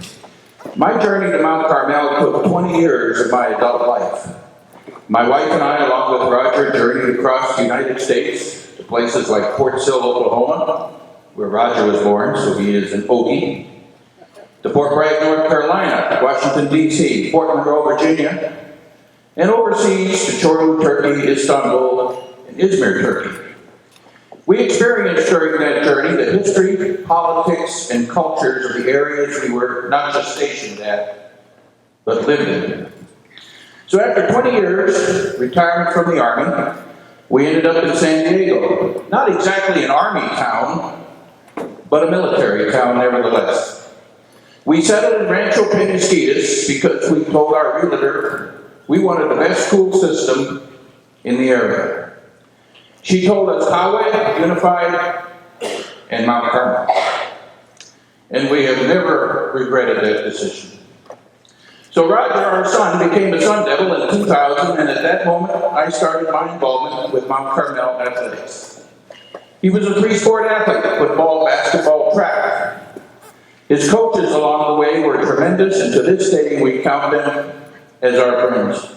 And many of them are here today, and we want to thank you for all the support that you have given him and us over the years. You saw a photo of my parents, farm stock from North Dakota, that's where I was born and raised, who believed in service and helping others. My dad was a World War II vet who came home and built a life and a family. Both were on the local farm school board of education, so what that means is for 2 years I went to a one-room country schoolhouse, and maybe Tom can recognize that. I mean, I think you went to one of those too at some point. You walked to school, summer, winter, fall. I didn't ride a horse like Tom did, but and then I was bused to town school, 8 miles to town. And then my dad became a member of the Board of Education there and served as its president for 17 years. So from an early age, service was taught to us by example.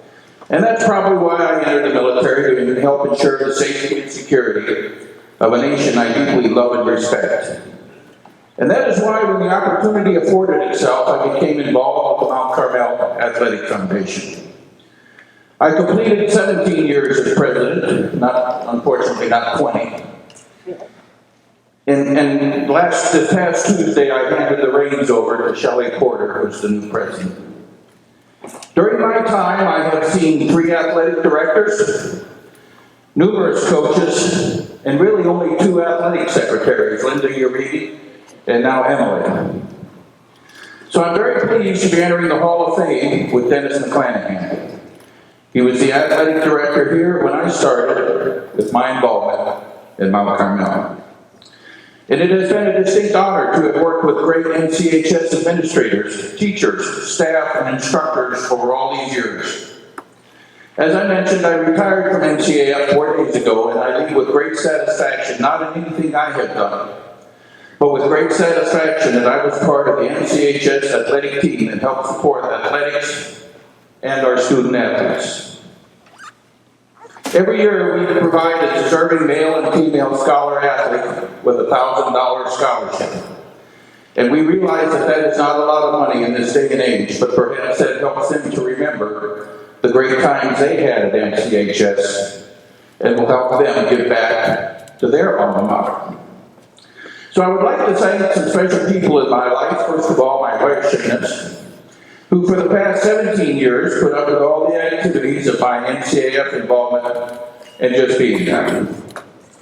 To my son, Roger, who could not be here today, he actually came in right before the ceremony started. He had a blue shirt or white shirt that said Rancho Bernardo on it. He could not be here today because he's at University High School with his Rancho Bernardo track team. And I want to thank him for being a great son. To some other special people in the audience, Jim and Jenny Burton, great friends from when our sons played basketball together. To Bill Kohanek, a longtime friend and work colleague, for actually helping me keep my sanity at work. And by the way, he married in 1970 and a graduate of Mount Carmel. To Tom McFadden, who for the past years has helped out in the Athletic Foundation and recently transitioned from Vice President to Treasurer. So I know I've not mentioned many of the people that were part of my life here at Mount Carmel, but I do want to thank all of those. And may God bless you and go Sun Devils. Thank you.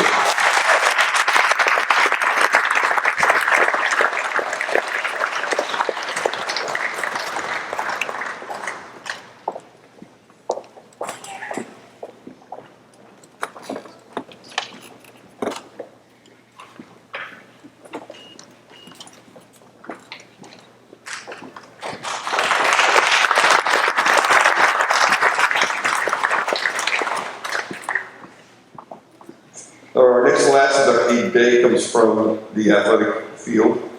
She's also from the class of 92. She represents one of our outstanding programs really on this campus, cross country, track and field, and she did play soccer. She would go on to the University of, University of Arizona, right? Yep. You went with Allison, yes. There we go. Okay, let's just call you. Class of 92, Susan Scott Middleton.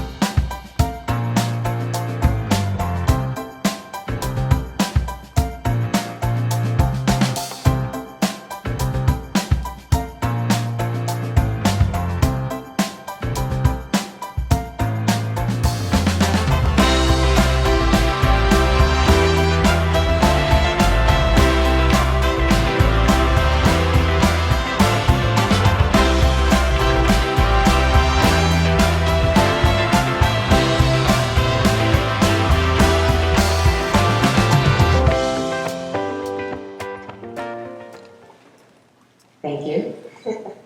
It's truly an honor to be here today. It's great to see so many familiar faces. I'd like to take a moment to start to thank the Mount Carmel Hall of Fame Selection Committee, the Athletic Foundation, Athletic Director Greg Lampier, Principal Greg Magno, to all the teachers, coaches, and staff from the past to present. I specifically want to thank my coaches, Dennis McClanahan, Paul Samaras, and Jim Dutton. Appreciate their support, and then my family.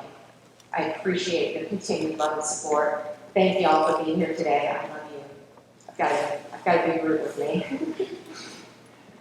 My high school experience at Mount Carmel afforded countless opportunities to help shape my future.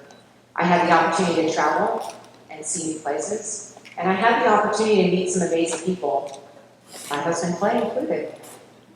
My participation on the track, cross country, and soccer teams are undoubtedly some of the most memorable times of my life. As I looked back to high school to prepare for today, I found myself reflecting back to important life decisions that at the time seemed inconsequential.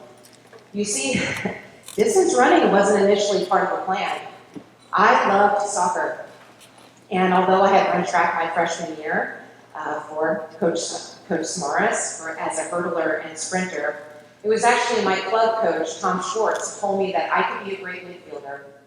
But in order to take my game to the next level, I had to be able to play a full 90-minute game. I lacked endurance, so I joined the cross-country team. I came into the distance program under Dennis McClanahan, a naive 14-year-old, who thought that a cross-country race meant that there would be water stations at each mile mark to refuel. My first race was the Mount Carmel Invitational at Marley Field, and in fact, Dennis was teasing me about this last night, because the first mile, I sprinted up the steep hill at Uka Street. I passed our #1 runner. I sprinted past the main spectator area, and as I headed up the next hill to mile 2, I hit a wall. I was literally carrying a refrigerator on my back like you see in the cartoons. I started to walk. Coop passed me, Kathleen Carl tried to grab my arm to get me running again.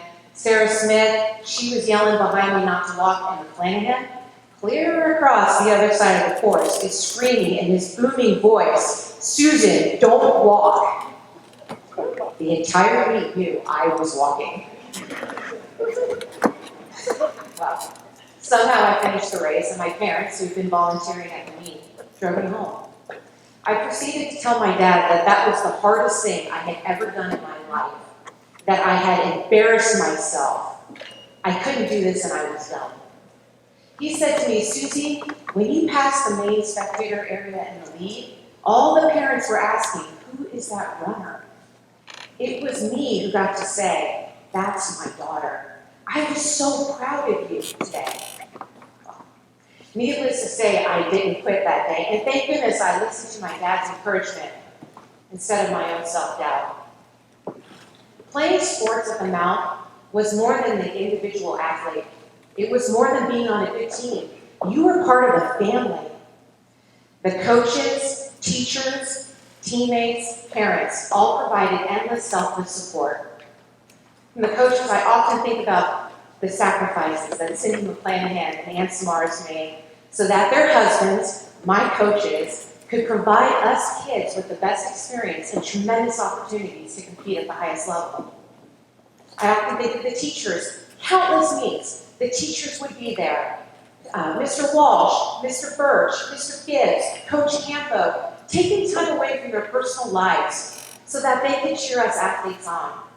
And Coach Campo, for the big meets, he would have his entire wrestling team there. How could you not run fast when 25 handsome wrestlers have lined the course cheering for you?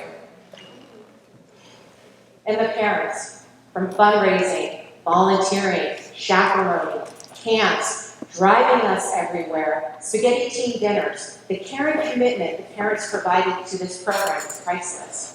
They helped us raise money so that we could compete at the Manhattan College High School Eastern State Championships in Manhattan. Well, it was in Van Cortlandt Park, which we won, and is only one of 3 teams in California to ever win it in its 48-year history. The ESPN interviewed us. It was fantastic. And my teammates, the bond we share, and for many of us still share, is strong. It's a true camaraderie. I was always with my teammates. Weekend runs, kick-arounds at the North County Soccer Park, singing and dancing to Van Halen Jump at Sarah Smith's house until we couldn't stand, making 1,600-meter relay t-shirts with my best friend Allison. And of course, countless shenanigans I can't share on this platform. In cross country, the media referred to us as the Red Wave because we raced and finished as a collective unit. We applauded each other's successes and we consoled each other through our disappointments. Blanked out here for a second, sorry. We cared about one another, we really did. And we were respectful to each other, to our opponents, and to our coaches, well, our coaches most of the time. But most importantly, we had fun. You see, Sports at the Mount wasn't just about the game or what the race block read. It was about becoming a better person. We learned how to succeed and stay humble, how to fail and rise above adversity. We loved the sports we were playing and who we were playing it with. The Mount gave us the chance to be daring and tough, which certainly helped me with my self-confidence. It is this family that helped build me. My high school experience at Mount Carmel has been a game changer. The critical life lessons that I have learned through my participation goes far beyond the pitch or the race course. The Mount taught me about work ethic and dedication and what it means to set goals and how to achieve those as an individual and together as a team. It was those team accomplishments that meant more to me than my individual success. The Mount helped me to excel academically, athletically, and socially so that I could go out into this world and make an impact, whether in my career, my relationships, or my children's lives. It has been a true privilege to be an Mount Carmel Sun Devil. Thank you.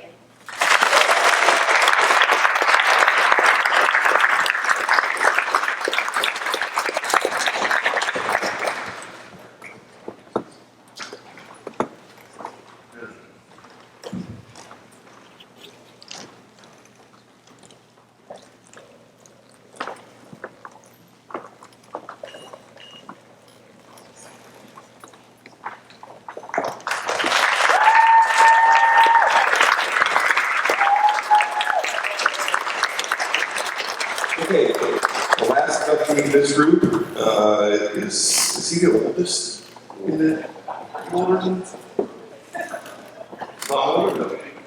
Never mind that. When I think about this person, you can look at his profile. He's won every award there is to win. He's won numerous championships, numerous service awards. He's a legend, certainly probably the most well-known track cross-country coach in the San Diego high school area for sure. One of the things that I was thinking about just the other day when it came to him is I was thinking, we run about 250 on average, 250 student athletes through our cross-country and track programs on a yearly basis. If he coached for 40 years, over the 40-year period, he had contact, real face-to-face contact, with over 10,000 student athletes in his chosen sport. Imagine the impact that he must have had on, some of them probably small and some of them probably really large. But to come into contact and affect the lives of 10,000 student athletes is something special in itself. So beyond all of his wins and all the things that he's accomplished, that is really quite a legacy to leave. From, this is 1973 to 2018, that is the plan again.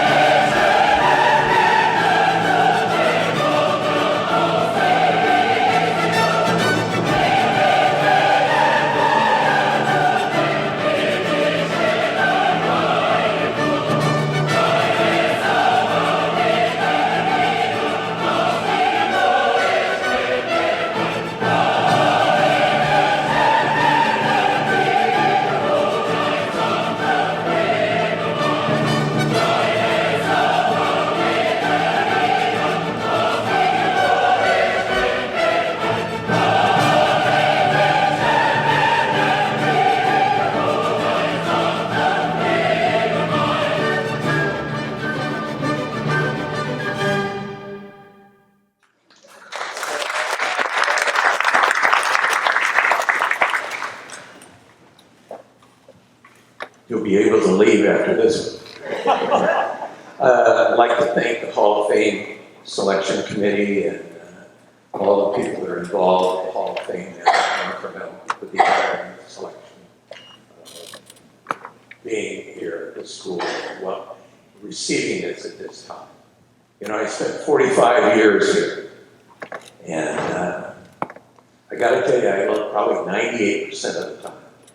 Every day I would walk, get up in the morning, I was enjoying getting dressed, I was enjoying coming to school. It was good to walk through the office. I gotta admit, I didn't always enjoy the fundraising. Fundraising got a little bit much, but you know, this place is just an awesome place to be, to teach, and to coach. I actually came to Mount Carmel in 1973 with the expectation I was probably only going to be here a couple of 3 years. And I had been raised in the East County, on Helix, and actually I received a job here. I signed a contract within about 2 weeks.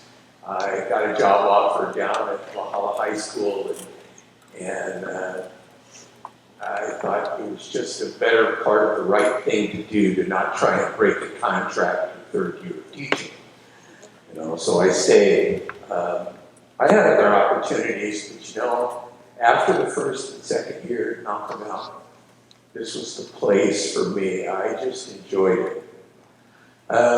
Well, I know that one of the reasons I'm up here is because of the success of the program. For me, that's not what happened. I was talking with Mike last night when we were at the social, which by the way, Greg, that was awesome. That's one of the greatest things you can do, getting the grads back together to talk. And one of the things that we tried to emphasize to the kids was always getting the best out of yourself. You know, I'm in a sport where there's, every race there's one winner. So are there 20 losers? No. You get kids to try and get the best out of themselves. We were very fortunate. We had a very, very good first principal here, a guy named Dave Stein. And he came down, he was here, Tom came down from La Mirada with him, and Dave had the vision of Mount Carmel being what he called a 3A school. It was going to be academics, athletics, and activities. And he knew that some people would sometimes mix up the order, but he said he really felt that it was important that all of those things be stressed for Mount Carmel.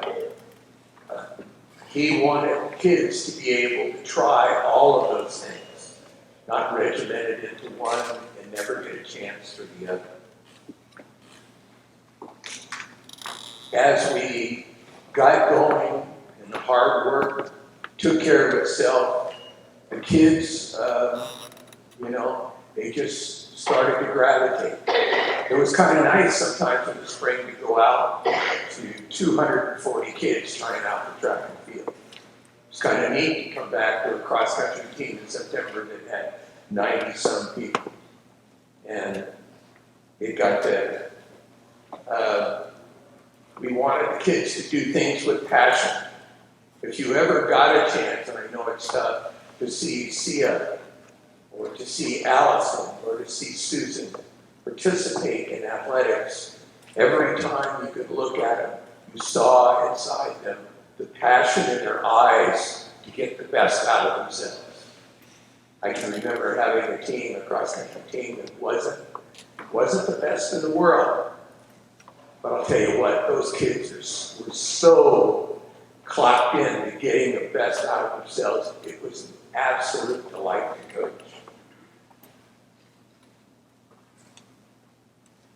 Had a lot of help here. You know, first of all, I'd like to give a real shout out to my wife and my son. Okay, there's an old saying in coaching: if you find a good coach, you find a better wife. Okay, they really keep things, and I think I said this a couple weeks ago, there have been more than a number of occasions where a wife has saved a coach's butt. You know, they usually keep on top of things, maybe sometimes better than we do. I had a coach one time said, it's no coincidence that my kids were all born during the off season. You know, they just take care of us. And my wife, working I can remember one of the band trips up to Fresno. That's when we named my son Andrew, the teen kid. Okay, and she worked every invitational, the medal table. Coaches got to know her really well. They would come back, "Where's your wife? I got a question." So she was so supportive. My son grew up in the program. Okay, from shagging medals when he was only 5 years old, working to going to the high altitude camp and sometimes cross country running, and then eventually becoming an athlete in the program, and eventually becoming a coach. And now, he's a paramedic, and I got to tell you, as proud as I am of some of the things that he did as an athlete, I'm pretty proud, and I hope that both of us are, to have your son come home and talk to you a little bit about he saved a life that day. You know, Glenn Johnson first taught him CPR and helped, and that was pretty significant. He got him started there. Mount Carmel's a great school, good administrative support. Teachers, I can't say enough about the time that they would do tutorials, helping kids that sometimes didn't always know how to say thank you, but still pushing them to make sure that they did the right thing. Our grounds custodial, the things that I had to do were just awesome to work with. I know in many places, at least for me, I always had great parent support. I can count on my hands the number of bad parents that I had over 45 years. And I know some people would call that, you know, a great year, right? You know, but I mean, the parents were just awesome. They would pitch in, they would help, work with me, doing anything, and also being communicative. Because I think as a coach, parents have a right to come and ask if their kids can do better. I think coaches have the right to talk to their kids and tell them what they need to do better. I was lucky to have a ton of good assistant coaches.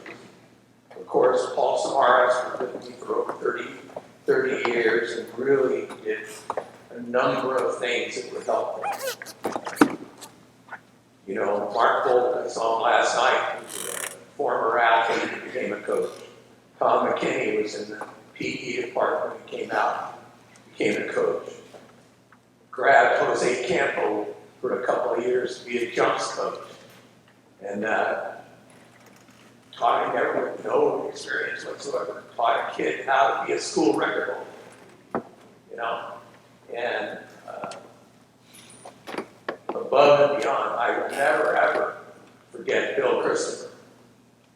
Bill Christopher is known as a great football coach, but he doesn't get enough credit for the development of the hot dog relay.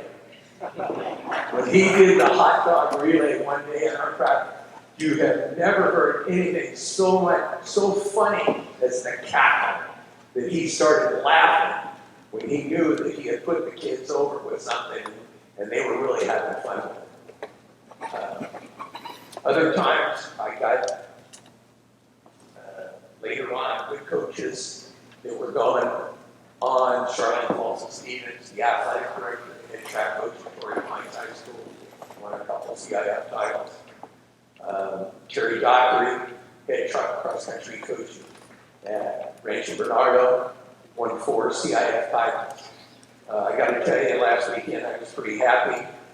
I'm sure that there's a number of people that were kind of shocked or maybe worried. 60% of the head track coaches in the Cowley Unified School District came from Mount Carmel. Okay, all 3 of them won CIF titles the same day. You know, that's pretty neat. And it's so awesome when I see somebody like Sia take her talents and keep going and take kids to that next level. It's just very, very very satisfying for me as a coach. I don't want to forget also the contribution, and I don't think many people give them credit how much the Mount Carmel Athletic Foundation, okay, over 30-some years, 40-some years, had 3 presidents. and then one treasurer who has stayed there and stuck it out, pushed and promoted. They're awesome. They help this school so much. The heart and soul of the kids, the program, I'm sorry, it was always the kids. It was always the kids. And let me tell you what some of these athletes did for us. One of our kids graduated from Stanford University and had experiments 8 straight years on the space shuttle. Another athlete helped the design of the Saturn booster rocket that put the shuttle into the air. We've had police officers, lifeguards, medical personnel in hospitals, attorneys, post office employees.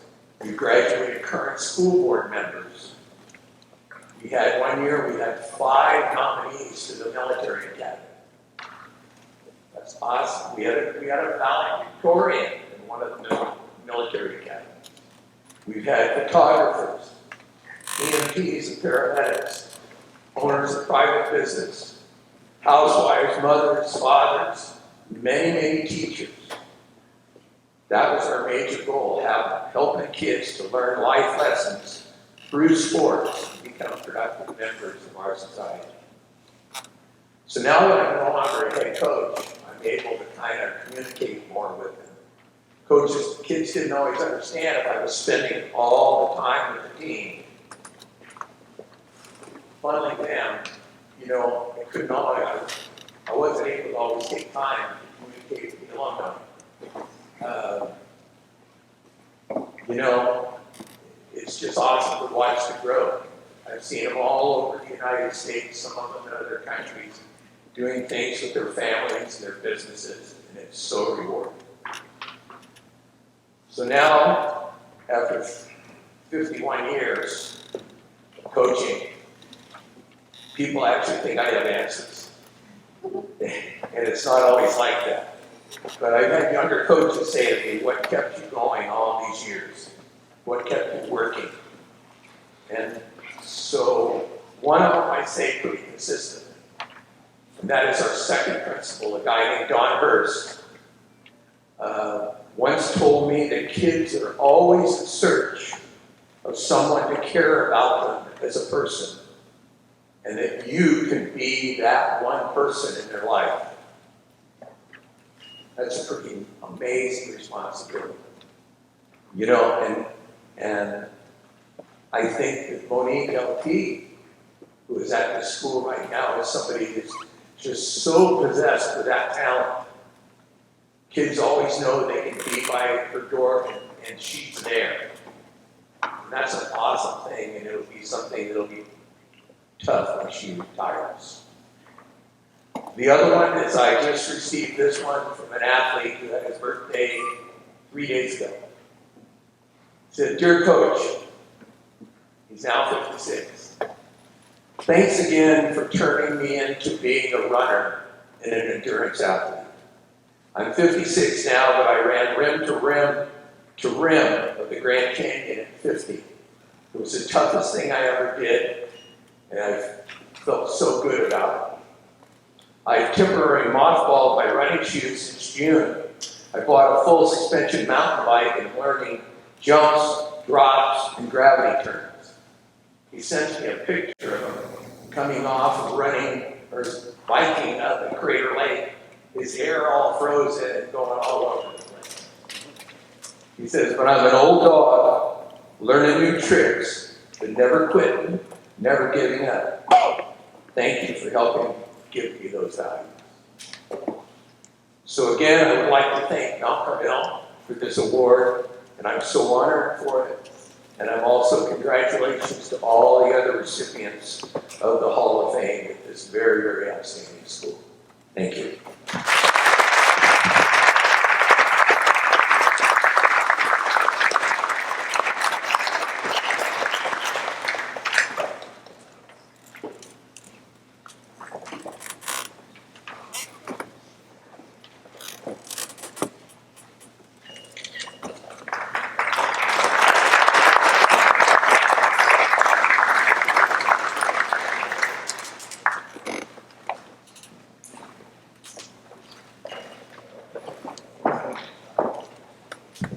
Now we've completed our second part of the inaugural induction.